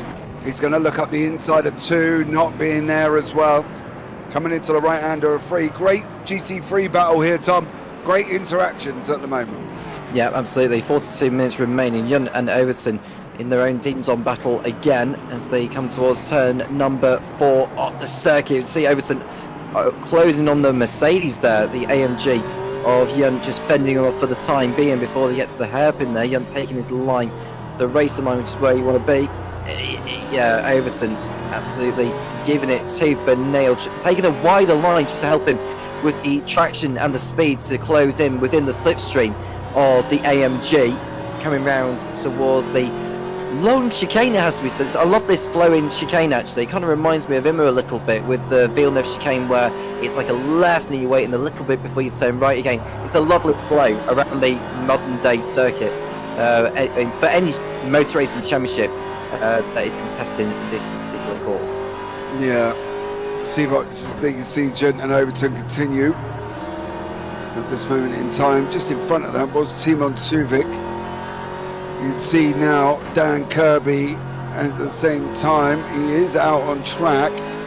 We'll give the good old overlay a bit of a kick in a minute as well. He's out of pit lane as for Dan Kirby.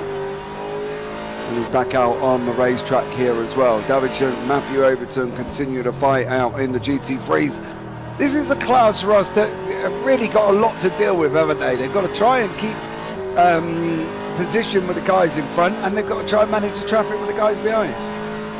Yeah, you're seeing that all throughout the race here, and this is such an interesting matchup just between the two car types because, as was mentioned, it's that Aston Martin, Matthew Overton's really able to hug a very sharp line through there, and you see the AMG really having to push out. A lot of that I feel like has to do with weight and the way that the distribution is. That Aston Martin is much more balanced, which kind of gives it an advantage here. Ooh, gets on the I see that. Just cursed him. And Matthew Overton was doing such a good job. It looks like he managed to just save it, keep it off the wall maybe, but I think that split balance for the Aston Martin has really benefited it on this track, whereas that very heavy front 6-liter naturally aspirated engine in the front of that Mercedes, it just has to really haul it around, and so it's a little bit less nimble and not really having as many places to kind of stretch its legs where it can find that kind of advantage. So of course, now Matthew Overton has to build that gap back down. Yeah, I can tell you now, Overton did hit the wall. I'm quite sure why we're rewinding here. He goes and spins round as Matt Overton, and you'll see him. He does end up basically just torpedoing the wall. Hopefully, it'll keep it out of that horrible stadium view. Nope, you ain't going to see him. We'll do it on board with him, and you can see him goes and ends up hitting the wall there as well. Troy Uyan has had his own dramatic moment. He just cleared Luciano Echarzo and then runs a little bit wide onto the slippery stuff. Manages to get it back on track. So for Troy Uyan, good job for him on that one. Coming into the last 39 minutes on that. I'm not quite sure that stop count's correct, as I'm pretty sure everybody at one point has pitted on the left-hand side there. So just take that with the biggest pinch of salt you possibly can here. But Tom, 38 minutes, you're going to want to really kind of get on your way a little bit now. Yeah, you should do. And the way the drivers are just settling in here, we've seen Uyan and Kesby. Now, Kesby is one of those that served a penalty for, I think it was for either track limits or speed in the pit lane that Kesby got penalised for. He's going through on Uyan, which is no surprise. Kesby will be boiled inside that crash helmet, just determined to just make up for lost time. I don't think that was Uyan he got by, actually. I think that might have been someone else. He was that Eric Monet. Was it Eric? Yeah, it was Monet, wasn't it? I knew it was a blue livery machine. We're looking at, you saw John Uyan on the graphic there. It's actually the different kind of blue machine compared to the one that Kesby just got by on circuit. And there's a GT3 which he'll want to dispose of very, very quickly without tripping over it. Yeah, that's James Walker just a little bit further up the road here. Kesby's gone through, Uyan's gone through at the same time. Let's hope Ben Kesby is not wearing a helmet, being that he will end up, well, I don't know. Ross, you ever driven on a sim in a helmet? Of course I have. Not my own. Well, yeah, it's a full immersive experience. Throw a helmet on, you get the straps. I mean, when you're in a motion sim and you strap a VR headset on there, it's an experience. I recommend it if anybody has the opportunity at any time. It feels good. So you put your straps on, did you? Yeah, get the strap on. What are you saying? Okay, no, that's fine. I'm just making sure that I heard you correctly. I think you said about getting the straps on. Yeah. On that one. Here as well, there's another replay coming up. Yeah, you can see that one coming. I think that might have been Lalonde. It was Gilles Lalonde. Yeah, Gilles Lalonde just goes and literally bumps into the back of Adam Gray. There was a little bit of a miscommunication at that point. Johnny Gutierrez and Michael Locker on your screen at the moment. They're battling away for 5th and 6th, breaking into the last 35 minutes of action here. And, well, you can see on the left-hand side, I don't think, bar any major dramas, that the leader is going to lose the time that they've got at the moment. Kirby, 16 seconds. Rice, Poitiers, Heath as well. Tammy with Jean. McQuarrie with Maya. The gap is extending considerably here. Herlock to Barker is about 11 seconds, I believe, at this moment in time. It'll be interesting to see if this one comes down any more or whether or not he's not going to make it. But as you can see, Johnny Gutierrez as well, Vinicius Cancalves and Dan Herlock have just run side by side. Herlock's just gone through. Johnny Gutierrez and Michael Lock on your screen at the moment. Lock and Gutierrez coming down the pit straight. Sorry, Ross, if I've cut across to you there. But this is a nice battle to watch between these two.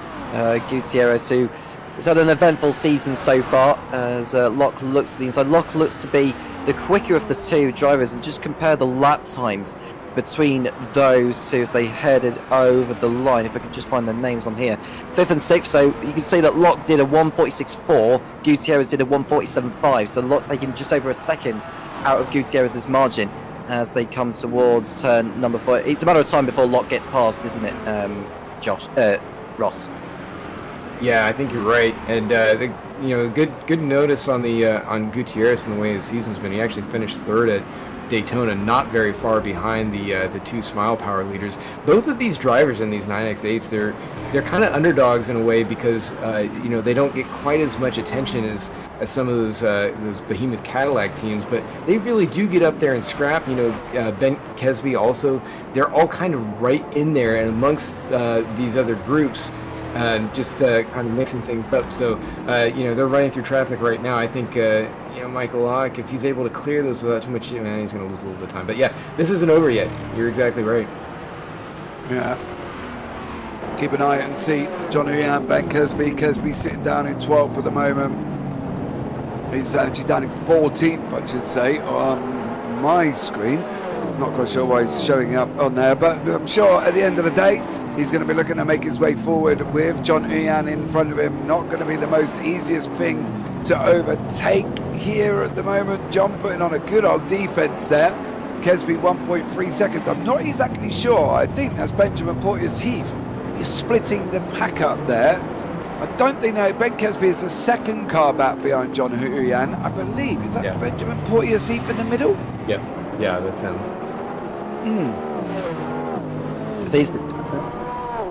It's the overall position, I think, James, because that's why we're seeing 11th for Huyan and Kesby in 12th. Someone's been off the circuit from what we judge. JT Tammy's the one who's made a mistake somewhere. Has just got otherwise gone off again.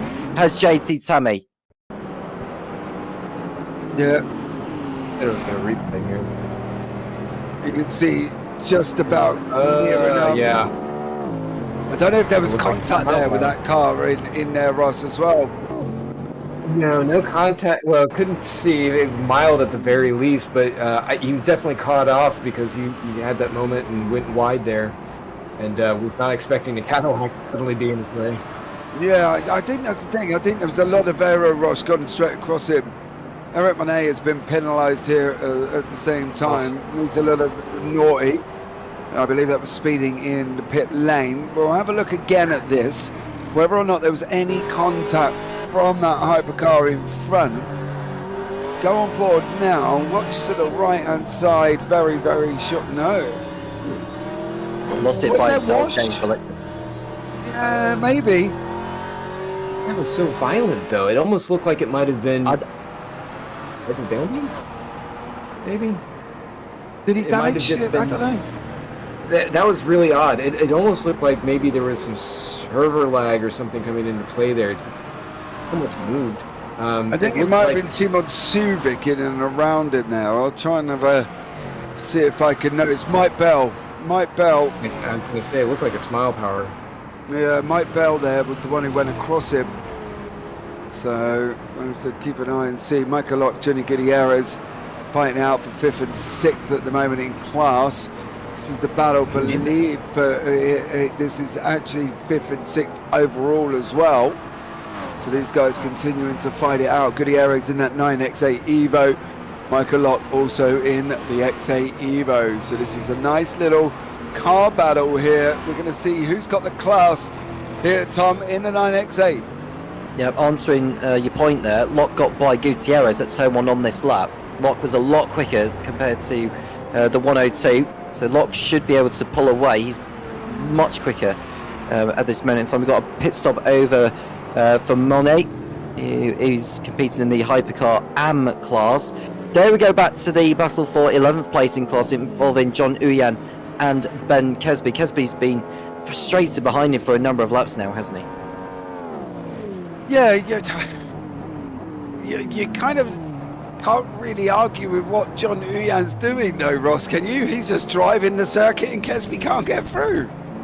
No, Tom's exactly right. This has been going on for quite a while, and I want to say that it's probably a matter of Kesby was just really overworking the car to get back up to the back of the field to close down that gap, like you mentioned before, coming from his earlier penalty being served. But I can tell you that the all-wheel drive cars are, I would like to say, are all struggling here, but I say that, and Benjamin Portier-Seif is actually leading the AMs in his Toyota. But certainly, if you've worked the tires too much, then it's just going to feel like driving a big around. Looks like a little bit of a trying to queue up hiccup here. Yeah, we're going to have a look, I think, as well. But Huyan and Kesby still continuing to fight there once again. What can Kesby do about it? Apart from Ross, the obvious of getting quicker. Well, yeah. I think he just needs to be patient and just like really pick his corners. I think you might have hit on something before with the aero wash, because it doesn't have a huge effect, but if you're just missing off a little bit, a couple tenths here or there, it's enough where you just lose a little bit of that closing distance, so you can't really set yourself up for the next corner. You might be able to do something with some of the traffic in here, maybe not, but he does a few cars ahead. He's definitely been pushing really hard on Huyan, so I think this is going to be a matter of time. He just needs to be patient and really make this work. Is this John, do we think, though, Tom, John Huyan driving above and beyond where he normally would be in the fact that he wants to keep Kesby in behind him? Well, it's his choice, but Kesby, well, he'll be determined to get by. I don't know where they are in terms of pit stop strategy, but you could just see that Kesby, who has had an eventful evening so far, stuck behind Huyan, who's not given an inch by any means. They are a lap down on the leader of Dan Kirby, who's got a 12-second lead over Cameron Barker. Dan Herlock, off that penalty, 27 seconds off Barker. That is a hypercar of Monet, who has now just split them up. Here, Eric Monet. For these ones, they've just got in the middle. I don't think, John, you've done what you had to do. You put the car in beside you, son. Ooh, What is Monet doing? That's naughty. That's naughty for Monet. Like, I mean, he's a lot down as well, isn't he, on Kesby? So he has no right to just hold him up the way he is doing. And yeah, it's almost like he's just weaved across Kesby there. And yeah, you could just see, not giving an inch. He's trying to fight back. That's not on. Tom, you're right. He's allowed to hold his line. He can't defend, against blue flags. But you certainly can't be doing any of that. That's overt.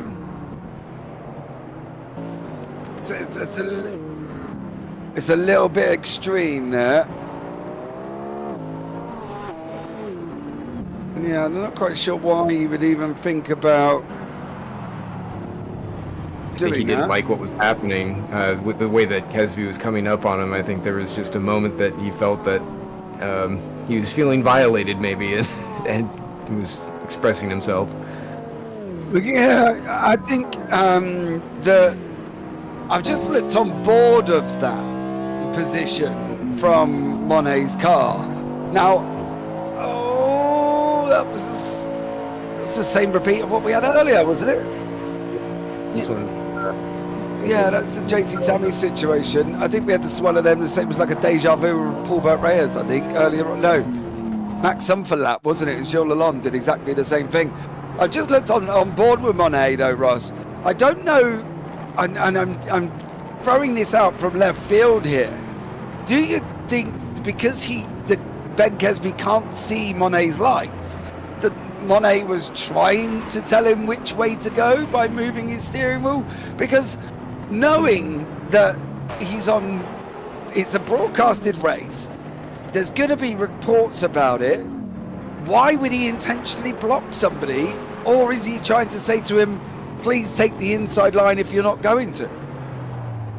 Well, I can't speak for Moynier, but certainly watching it back from the TV cameras, it looked pretty deliberate that he pulled across. Now, he might have been trying to get out of the way and after they had that interaction, but just based off of how Moynier kind of pushed the car out wide on that curbing from the following corners, I'm skeptical that was the situation. I think he might have had a little bit more displeasure as to how things were unfolding.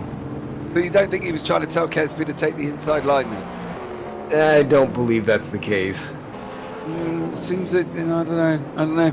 It just seems weird why people go and decide, Tom, that on a broadcasted race, they're going to go and behave like utter plebs. Yeah, well, that's for Monet to explain himself afterwards. With Gutierrez and Locke. Interestingly, Gutierrez is back ahead of Locke now. Don't know whether Locke made a mistake earlier, and he's back behind Gutierrez, of which he passed a few laps ago at turn 1. So this is a 3-car battle. Is that Uyan behind? Troy. It was Troy, isn't it? Yeah. Troy Uyan having a good old freeway battle here with Gutierrez and Locke at the same time as they continue to fight. Uyan's just gone up the inside. Locke nearly had that car sideways. He's now going to tuck in behind Uyan here. Is he going to be able to get this done? Michael Locke on the run down into turn 1. Over the line they go. He's closing in. Is he going to dive deeper than Tom Daly in the Olympics? No. Uyan's going to pull out. There's got to be contact. Is there going to be contact between Gutierrez? Side by side through the left-hander of turn 2 now. Johnny Gutierrez in front of Troy Uyan. Michael Locke coming back at him. In through turn 3, coming into the right-hander now as well. Continuing to fight. These guys are still fighting out here. At the same time, I've got the producer screaming in my ear roll about something at the moment. But we've got battles on the screen. They're now mixing it in with GT3s. Johnny Gutierrez and Troy Uyan continuing to fight with Michael Locke. GT3's in the middle of all of this, Tom. Is going to get a little bit manic as Michael Locke now tries to have a go at Uyan. Troy Uyan's been the fastest of the three for a number of laps. Is now trying to make his way through on Gutierrez this time around. As we see Locke go. Oh, sorry, that's the wrong shot there. We've cut away from that battle. Qatar, Uyan. Yeah. Here we go. This is the three-car battle of Gutierrez, Uyan, and Locke coming through. This is turn 11. This is the sequence of right-handers before the left-hander, which is the penultimate turn of turn 15. And now they'll come round to the pit straight. Surely Troy Uyan will get the better of Gutierrez this time around. It looks to be slam dunk. Yeah. Now we've got a replay going on. The out there, if he was offering a line, he wouldn't have run him off at the exit. Maybe. You see one of the cars there. There is slight little bit of contact with Kesby. Pressure. Yeah, he puts him under pressure here all the way through. I think there's further contact. Wow. That was clumsy. Yeah, good redress. He holds on to. I think Tommy he may have. Oh, that rejoin was a little bit scary. But yeah, I think Tommy was just coming in and looking at it. He might not have expected John to close quite that much, and he was just on the hunt. You get into one of those situations, and then all of a sudden your face is filled with diffuser and can't pull out of it. Well, and that's fair enough. I mean, for that particular corner of the racetrack, you're just taking the line at the end of the day. Maybe just didn't expect the driver ahead of you to brake as soon as he did. But at least the driver that ran into him has given the place back, which is only sporting for him to do that. Meanwhile, we'll go back to the battle for 5th place in Hypercar Pro. This is Troy Uyan, who's now in front of Gutierrez for your information, but he's getting held up by that GT3, who's just not doing him any favours. Off goes Gutierrez at turn 10, and that's easy picking there for Locke to make his way past. Yeah, Michael Locke just got through there. That was Holden in the GT3, tucked in behind Troy Uyan. Continuing the fight, that's going to clear the car now behind him as well. So good job there for all of these guys. That was Gutierrez, makes it past Holden without any issues. He's now got to close back up to the back end of Michael Locke here. He's got to close back up onto this situational battle with Troy Uyan as well. This is for 5th, 6th and 7th in the Hypercar Pros. We've got Jerry Chen in pit lane again, and also Bice and Matthew. Was it Matthew, I think, is only taking part this evening, is in pit lane at the same time. So a couple of Hypercar AMs in pit lane. David Shunt still leading the GT3s. They've kind of all settled down. There really isn't anyone close together on the situational with that one. We've only had 2 DNFs so far. Brian Van Boscombe and Antonis Paparanopoulos have unfortunately DNF'd, but the battle still continues. Johnny Gutierrez running around in 7th here with Michael Locke in 6th, Tom, at the moment. Yep, Gutierrez just well, he's in the pits actually, is Gutierrez, so this will be his last stop of the race, or he'll be coming back up. We're going to see a replay of someone rejoining the racetrack, although maybe not as ideal as he'd like to be. He's gone onto the sand. Yeah, that's an unsafe rejoin there. I couldn't quite recognise who that was coming back on. It's Pontius Heath who came back onto the racetrack, so that's 50-50 for me, but it wasn't ideal, was it? No, I think I need to see that again. I think that gave a different view. I think there was the right-hand side of the racetrack that he was on. There was the passing car did have space on this circuit. Let's not forget here, we're not at Monaco where there's no room. I feel he's going to basically be able to make their way through. Dan Kirby there, was the car affected by that? But whether or not there was, I don't know, any major interference, Ross, it wasn't ideal, but it wasn't really, was it as dangerous as he thinks, considering Kirby's got all the room on the track? Well, I mean, regardless, I think Benjamin, Ben was just a little bit loose coming back. He certainly wasn't trying to cut back in. He just was losing the back end a little bit, and it pulled him over more. So, no harm, no foul. I don't think he was. I don't think he was purposely trying to get in the way there, Ross. I think you are right. I think Porteous Heath's car was sliding, And the problem is what people's got to understand is when your car is sliding, you're not in control. You may sit back and think you are Max Verstappen or anybody else, but you are not in control of that car at the moment it's sliding. Got to be aware of this. He was not in control. I think you are right, Ross. I think Boyasif was losing that back end, and Kirby's got to understand that. Look, at the end of the day, Ross, that Kirby's so laid back, I could push him over and he'd still lay on his back. He's that relaxed about it. He probably wouldn't even care that had happened. He had a bit flash of the lights, a bit moaning, and then on he goes and just carries on leading the race. I personally think Boyasif was a little bit slidey coming on there. Yeah, he's well, and Kirby. I mean, at that point, I think he was just kind of flashing as just more of a reaction, like, oh yeah, by the way, I'm over here. You know, maybe saying like, whoa, that was close. But you're right. I mean, right now, Kirby's taking advantage of the situation as much as he can. He's got his teammate Barker running as rear gunner for him, but he doesn't even need him at this point with a 60-some second gap. I mean, we do have pit cycles going through, but even if he came in and changed tires, I mean, he's not catching up to him, and that's just been a matter of his, you know, Smile Power has had to deal with their penalties either from serving previously or copped from this race, and Kirby's kept it clean. Yeah, I think for me, you know, Woos should have braked to full stop or stop under control. You have got to be in a hypercar to understand why that would have resulted more in him spinning round when the car's sliding. He would have let it try to feather the pedal to allow the car to grip back up for him to be able to go. If you try to slam on the brakes, if you've watched previous broadcasts before, when you slam on the brakes at certain points, your back end wants to come round, or your car goes sideways, you've burnt up all your coils. For Benjamin Boyasif, he did what he had to do. He didn't know that car was going to react as he was coming back on.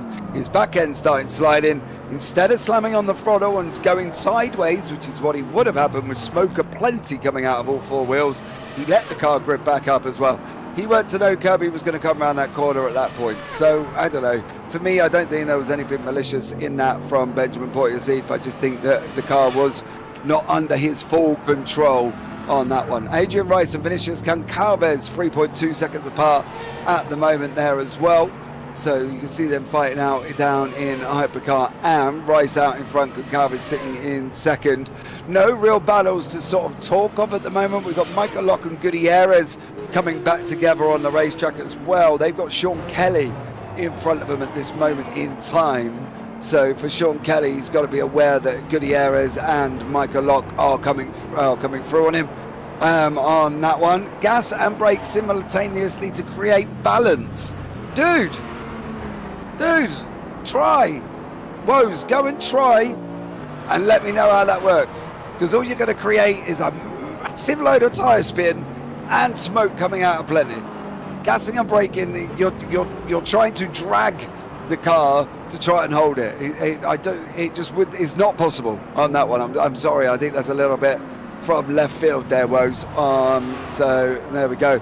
At the same time here, Tom, 15 minutes to go on the clock. Are the winners all set up in class, really? I'm just looking to see down in LMGT3 because we saw someone coming into the pits, or looking at the timing pages.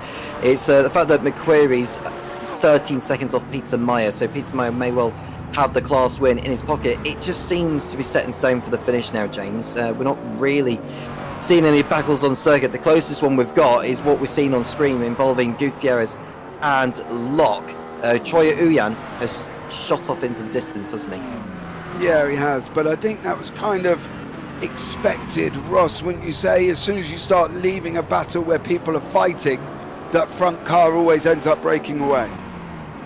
Well, maybe yes, maybe no. I mean, we saw as Uyan came up to the back of them as they were battling, he just had so much more pace. And even when these two were separated, that was still the case. I mean, the only thing that was really holding him back was just traffic and circumstance. So, yeah, I think Troy, he's got a very solid setup. I know that he works with his teammate quite a bit there to make that work. Somebody's off on the side there. It's the yeah. So that's when the Hypercars off. Oh, that's Sean Kelly. Exactly the same place as he had that drama earlier on there as well. On that one, Ross, I'm going to leave you to continue that battle in YouTube chat there. I'll let you and Woes fight that one out. has Johnny Gutierrez as trying to go around the outside of Alan Holden, Michael Lock in there at the same time, as these guys continuing to fight. Once more fighting out for 6th and 7th in class. Troy Uyan escaping off up the road there. It's going to be very, very interesting to see how this all works out. I still think, though, Tom, this is looking highly unlikely that the leads are going to change in classes. Yeah, well, Kirby's got this one sewn up by the looks of it. It's a shame that Herlock got that penalty earlier for speeding in the pit lane, which has promoted Cameron Barker up to 2nd, and he's not looking like he's trouble at the moment. I think he came into the pits not too long ago. If he's come into the pits, then he should be able to put in a... Well, he's done an outlet, so he'll be about a couple of laps ago that Barker was in the pits for. So Herlock, well, it's down to him to really, if he can get the gap down. The fast lap of the race at 1:42.8 by the race leader. Yeah, Dan Kirby still leading the way. Barker in 2nd. Herlock's got the gap down at 9.3. Dahlgren 6 back from him. Uyan 28 back from him. Gutierrez 9 back from him. You can see Michael Lock literally less than a second back at this moment in time. Currently, by what I can see, this is the closest battle on the racetrack here, and at the moment we will find out how this works out here with Johnny Gutierrez and Michael Lock currently. It's very, very exciting here, Ross. The battle of the 9X8 Evos. Yeah, it's really cool to see these two go at it, because they kind of have similar driving styles, maybe slightly different from one another, but obviously they're kind of waxing and waning in some of the parts of the track, some of the segments. Obviously, Micah has been able to really put the screws to Johnny Gutierrez. It's just he can't seem to stay up in front of him. I know some of that's going to come down to pit stop cycling, but like so many other things, just keep running into traffic, and then any opportunity you had where you might have been able to effect a pass, it just gets swapped away from you. Yeah. What have they got to do though, Ross? Michael Lock's been staring at the back of Johnny Gutierrez for a while now. Same scenario as we had with Kesby and Uyan. Can Lock do anything? Certainly. I mean, it's never written in stone. It just requires you getting, like for instance right here, being able to get a good run out of that final corner so you can set up going into turn 1 and get it stuffed down the inside. I mean, you can see him, he's starting to close up, but he just wasn't near enough to be able to really get effective use of that slipstream.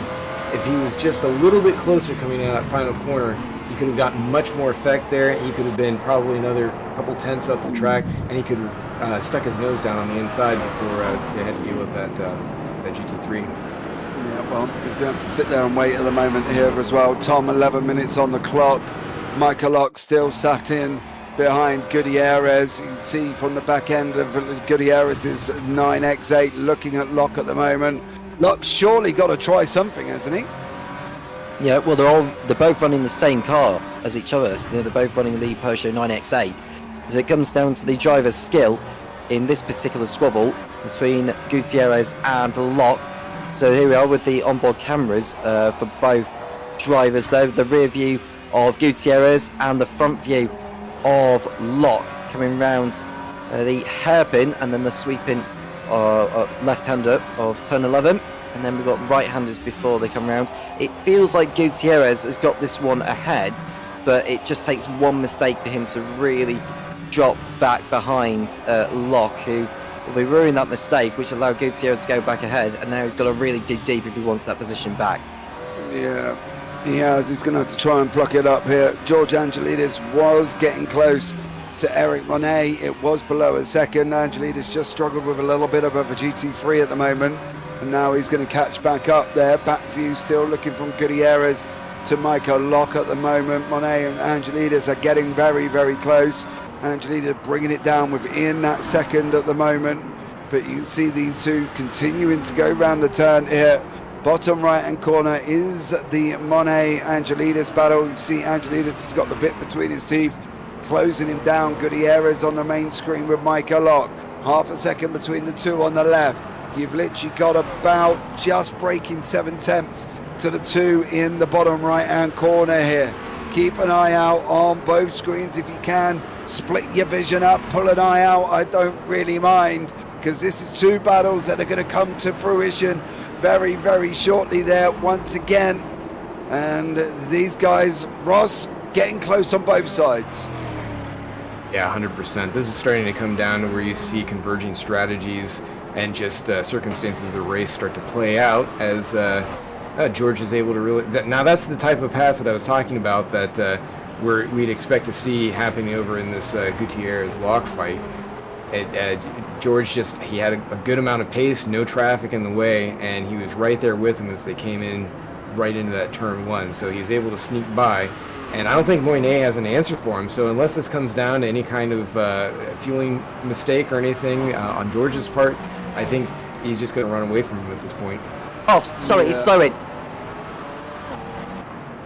He went off the circuit, James did, Locke. I don't know whether he got caught up behind one of the GTs, but he made a mistake through the right-hander. He's dropped back, yeah. You could just see that he's got sand on his tyres and he's lost crucial ground, and I think effectively that's the end of that battle.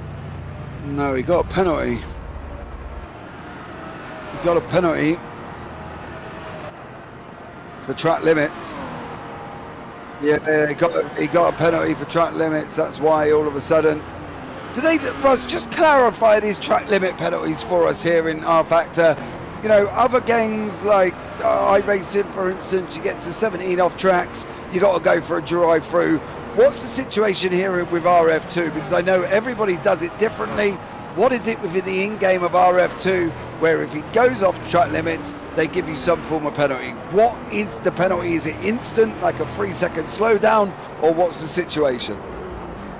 So there's a lot of variability in it. It's similar to what you see elsewhere, where if you go off track, the driver instantly gets a warning up above them where it kind of color codes the severity of the penalty that's about to hit them. So, you know, if it might come up white saying like, hey, you know, stewards are looking at that.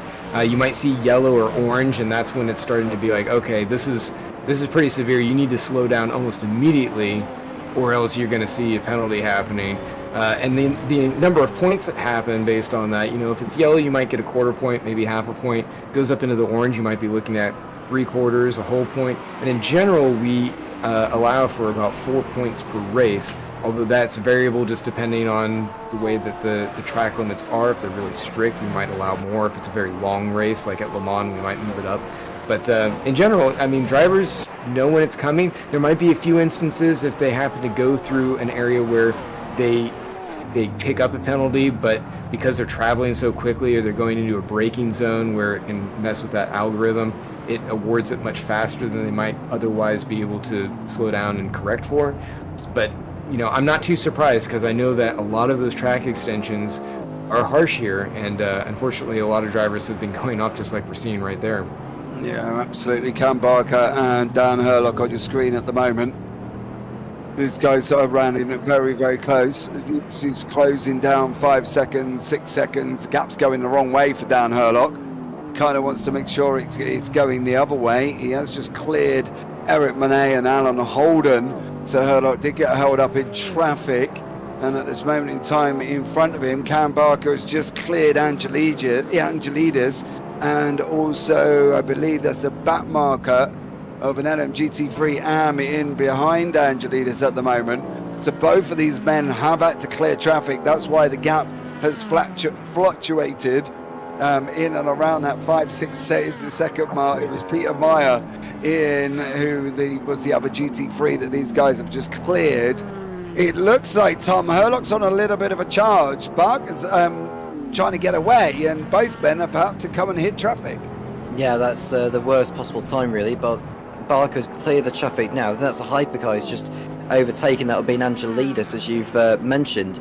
But now Herlock has got to dispose of Angelidis before he can get onto the rear of Barker. He hasn't got a lot of time left. Where are we now? We've got less than 5 minutes to go. 4 laps at most, I would say, for these guys. Has Herlock got anything left in there? It's very touch and go. It's less than 5 seconds, so he might just do it. It could also depend how much fuel they've got on board. Well, hold on to your hats, ladies and gentlemen, because this could be a bit of a close one between Herlock and Barker. Personally, I'm not entirely sure they are going to be able to get there. This is CMS Pro Red in Cameron Barker, Smile Power Racing in Dan Herlock. I personally think it's going to be a little bit out of reach here. And all the while, they're chasing down the elusive Iceman, whose name you only see, whose car say, but car you never see. Mr. Dan Kirby, 25 seconds out in front, dominating. Hypercar Am, Rice, 61 seconds out in front. JT Tammy, 20 seconds. Alexander McQuarrie, 31 seconds out in front. Lots of things that could go wrong. Doesn't seem to be happening to our leaders at the moment. We've got 3.5 minutes to go. Kirby's going to have, I believe, one more here to wrap this one up, and we're going to find out how they get on. Don't worry, ignore the left-hand side timing tower here as well, because I can promise you Goncalves and Chen have not been in the pits for over 2.5 minutes. They are back out on track. So there we go. Give it a little kick, and once again, it produces what it should do. Absolutely amazing. Now it's going to be an interesting fight here. Barker's got a couple of back markers. That's Willem Benk in front and Davidson in front of him. Overton is on your screen at the moment. That is Herlock continuing to fight it out at the same time. Lots of action taking place. We've only got 3.5 minutes to go. Yeah, we've got less than 3 minutes to go, and it looks like Herlock is getting the gap down somewhat. He lost time on the last lap there. It's around about similar to what Barker had posted, but there is Matthew Overton, who was seen on screen.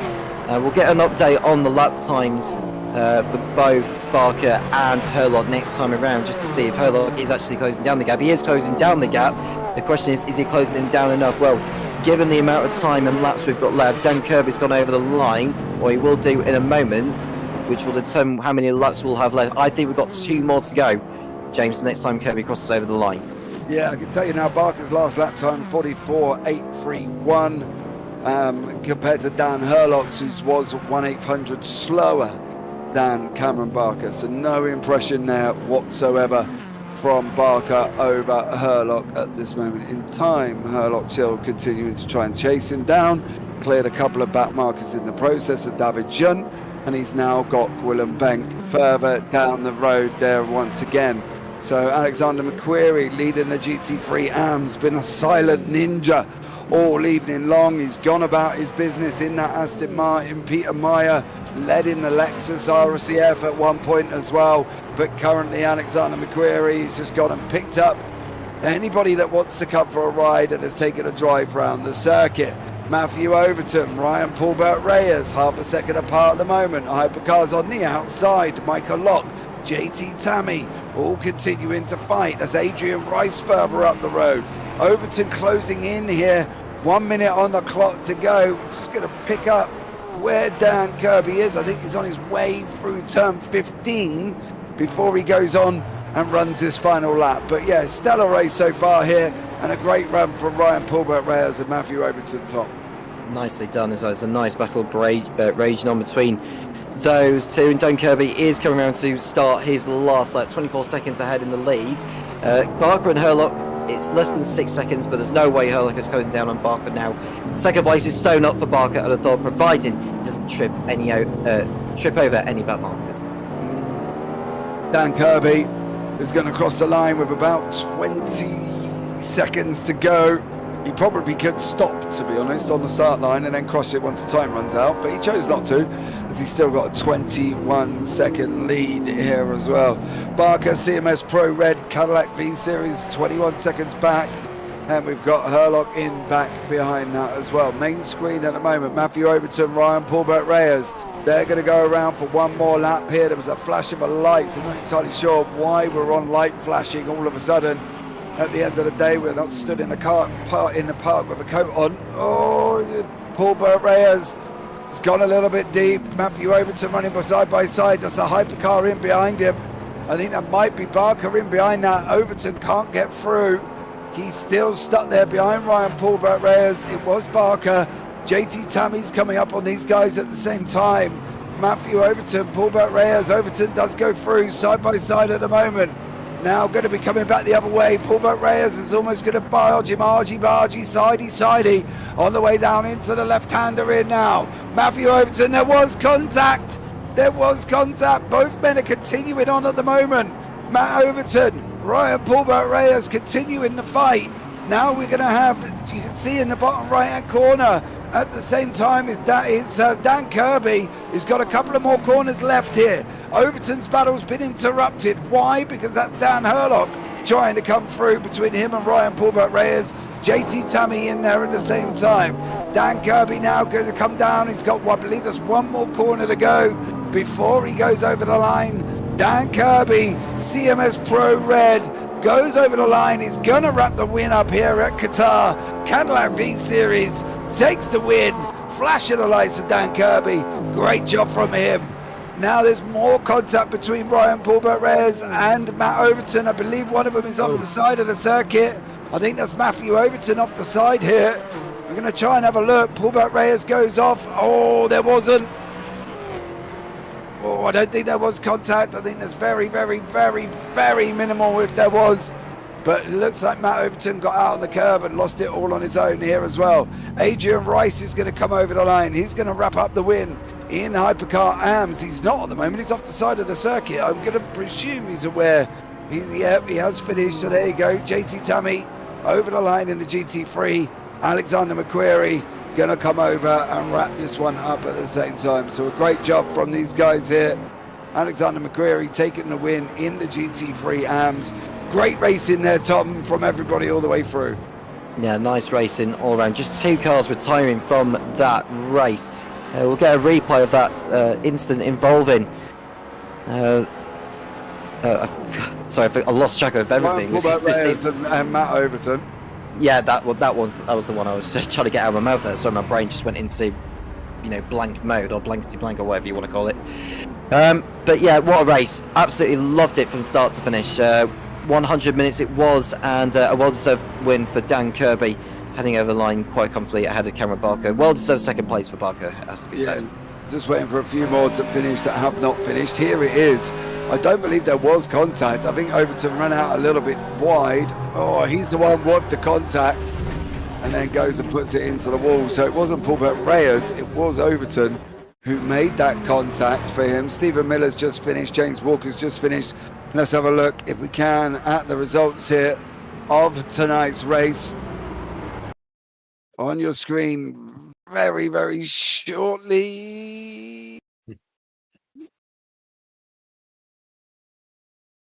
Dan Kirby, there you go, in first place. Cam Barker in second. Dan Herlock in third. Then you've got Magnus Dahlgren, Troy Uyan, Johnny Gutierrez, Mike Bell, Robert Molin, Timon Suvik in ninth. Adrian Rice wrapping up the win in the Hypercar AMS in behind that. So Timon Suvik, Michael Locke, and then Adrian Rice coming over the line. On to the next page. Ben Kesby in 11th, then John Uyan, Gilles Lalonde, and Antonio Paparonopoulos in the Hypercar Pros. In the Hypercar AMS, Adrian Rice is your winner. Vinicius Goncalves in second, then Jerry Chen. Benjamin Poitiers, Heath in fourth, then George Angelidis, Eric Monet, Matt Bice, Sean Kelly, and Gwilym Benk rounding out the top 9. Moving on from that one into the GT3 Pros, JT Tammy takes the win with David Jun, Alan Holden, James Walker, your 1, 2, 3, 4. Paulbert Reyes, great battle with Overton at the end. Luciano Acharzo, Max Summerlap. Brian Van Buscombe did not finish. And of course, Mr. Storm Gang Simulation, Ross Smith, did not take to the start. On we go into the next one. Alexander McQuarrie wrapping up the GT3 AMS with Peter Myers, Stephen Miller, and Adam Gray. That's your 1, 2, 3, 4 there in the order. Great job from all of these guys. Excellent racing once again, as we're going to move in and have a chat with some of these guys. We'll just wait for them to come in. Tom, great race here at Qatar. Excellent racing from all of them. Excellent racing from all of them indeed. And, we've had a few instances with drivers perhaps rejoining into the path of others. We've had others going round as well. We had a brilliant battle, in particular involving the likes of Troy Uyan, Gutierrez, and Locke. Scintillating stuff from the drivers. And, really nice to see so many make it to the flag. Yeah, absolutely. Only losing 2 out of a grid of 37. Well, what can you say? You can't moan one iota. Ross, great racing from these guys. Yeah, we get to see some really interesting driving around a track that's fairly non-traditional in terms of what we see on the rest of the calendar. So, it's provided some great opportunities to see some pretty entertaining battles. We got to see the Toyota really come alive with Benjamin Porteous Heath and I believe it was Magnus Dahlgren, both of them getting well up in their class and really showing some muscle. We didn't see as much of a detriment to the Cadillacs as we thought we might have with their aero adjustment, and the same thing with the Aston Martins with the way that they gained a little bit of weight for this race. But both cars seeming to perform pretty well and really keeping their competition down. So we'll see how things go for the next one. Yeah, we're going to start off in the GT3 AMs with Alexander McQuarrie, who's going to come over the line. Your GT3 AM winner. Alex, welcome in, buddy. How are you? I'm doing good. How are you guys doing? Not bad, mate. How was it out there for you? It seemed you had a bit of a battle with Peter Meyer, and then the second half of the race, it was all you, wasn't it? You know, first of all, this is the first time I'm ever racing here, and I only had to prep last night, so I wasn't sure how today was going to go. But I had to field manage. I field managed, and I didn't pull tires. I mean, that's how I was able to get ahead, because he manages field really well, because he got me last race doing that, and I'm like, all right, the pit strategy this time, you know, I need to work on it. So it worked out for me. Yeah, it definitely did, and I think that's one of the things that most people here would struggle on with, the whole pit cycle, the pit strategy there as well. Did you commit to your strategy from the very beginning, or was it something that you picked up halfway through? So halfway through my first tank of gas, I was on full power. Then after I there was like a decent gap. So I'm like, all right, I'm gonna try to start field managing, and I was able to manage the gap. So I'm like, all right, cool. So I ended up managing the whole time. That you're managing the whole way through. How do you feel about going into next time? You know, we got the 7th of June. It's the 4.8 hours of Le Mans. It's a long old race, that one. You know, actually, I want to bring up something. Like, I'm super glad I didn't blow my motor.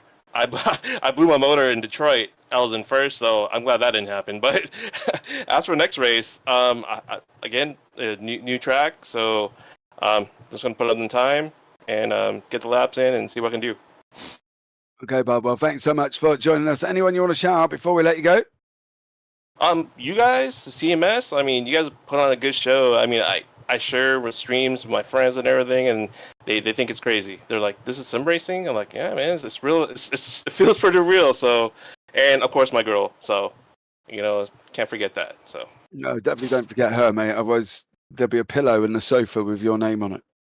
on the sim rig. Right now on the sofa. So, you know, you got to be aware of that one. Alex, thank you so much for joining us there, buddy. We look forward to seeing you next time out. Thanks, guys. Take it easy. Right, next up, we're going to go up in order. JT Tammy in the GT3 Pros wins the race by an exponential amount here. JT, come on. Was it as easy as it looked? God, no. Okay, tell us more then, because it looked fairly straightforward for you in the lead of that class.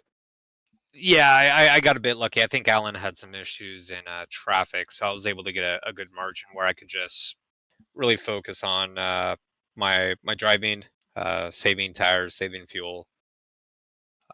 So it was that put me in a really good position for the rest of the race, but it's so difficult with some of the traffic around here.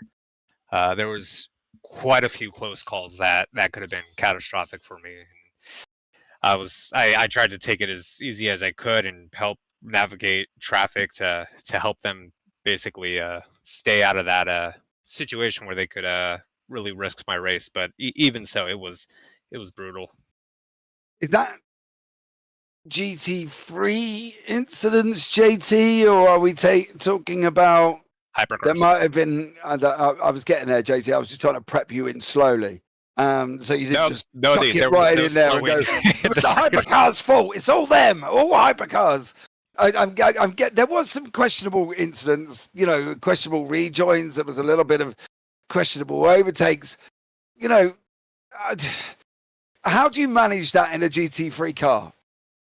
You try to watch your mirrors as much as possible. You try to place your car in a position where you can be as decisive as possible, so you can make it quite clear, hey, this is where I'm going to be, this is where I'm going, that sort of thing. You want to be as predictable as possible, and I try the best I can do that, but you're still going to get a couple characters. It's, for whatever reason, they say, hey, I need to dive bomb this guy because it's important I get ahead of him immediately, even though he's just going to plow through the corner and lose a bunch of time there and then on the exit.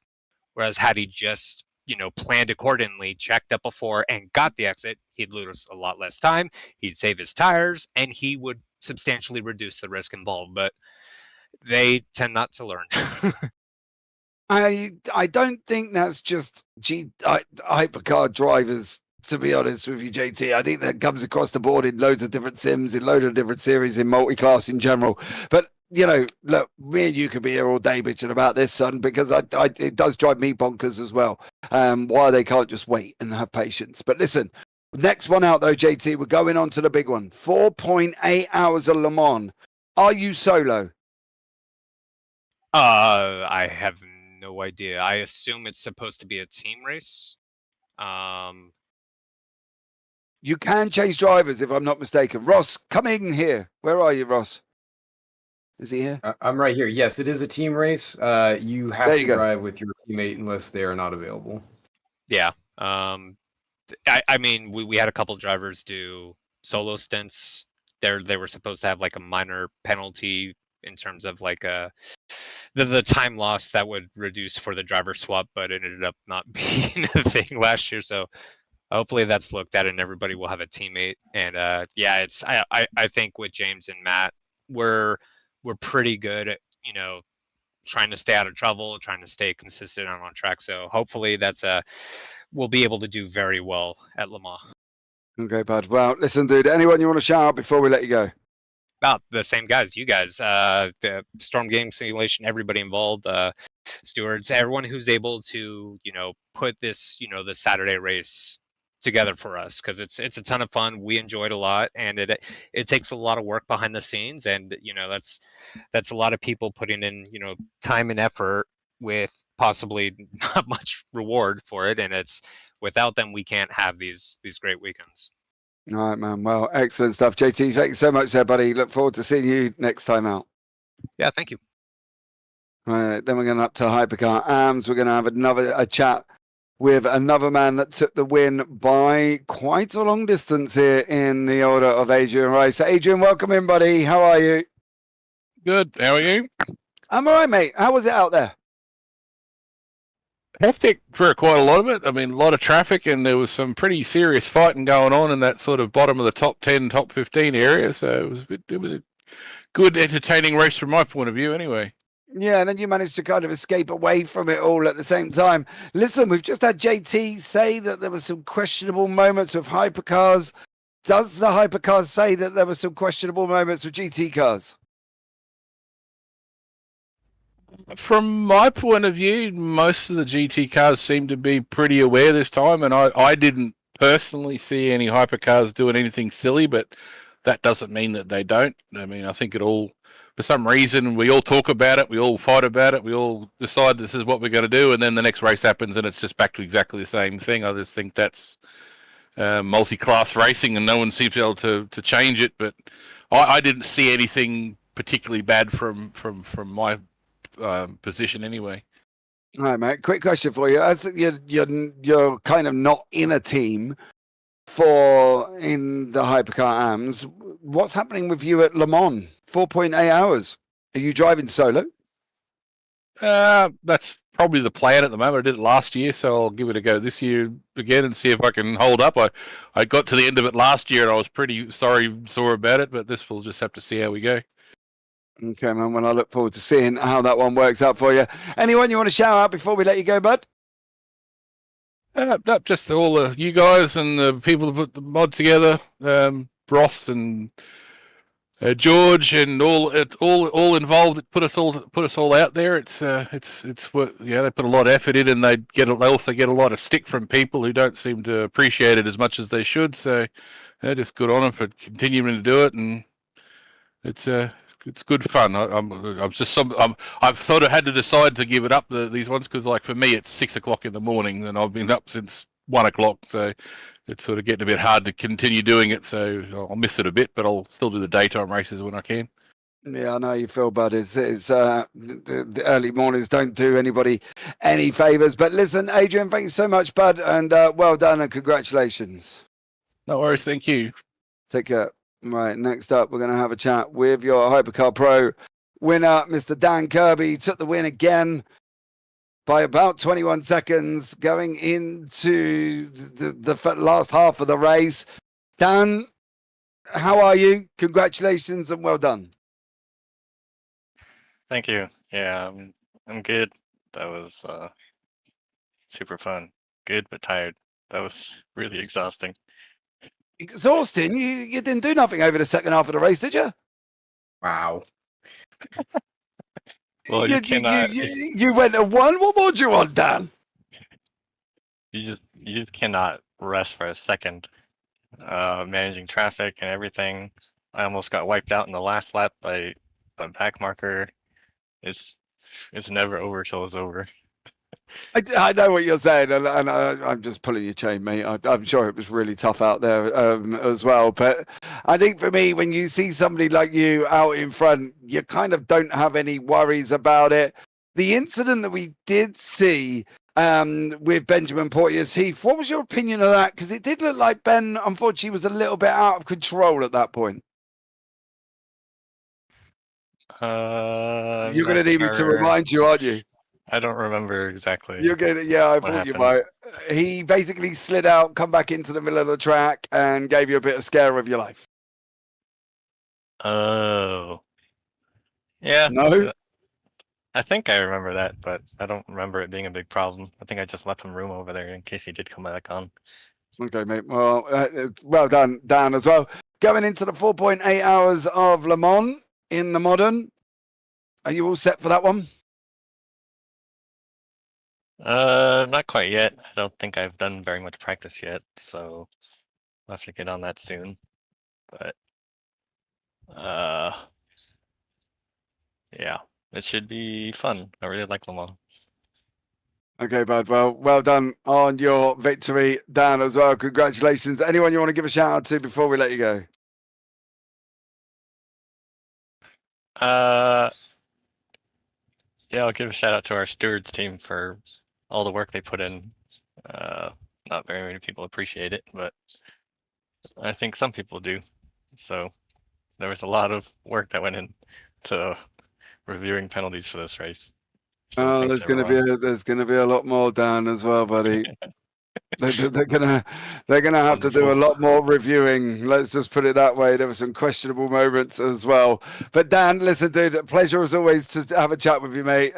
So well done. Thank you so much for joining us. Yeah, thank you. Take care, bud. You too. Well, there you go, Tom. Another race done and dusted here as well. And another exciting evening of racing has passed us by.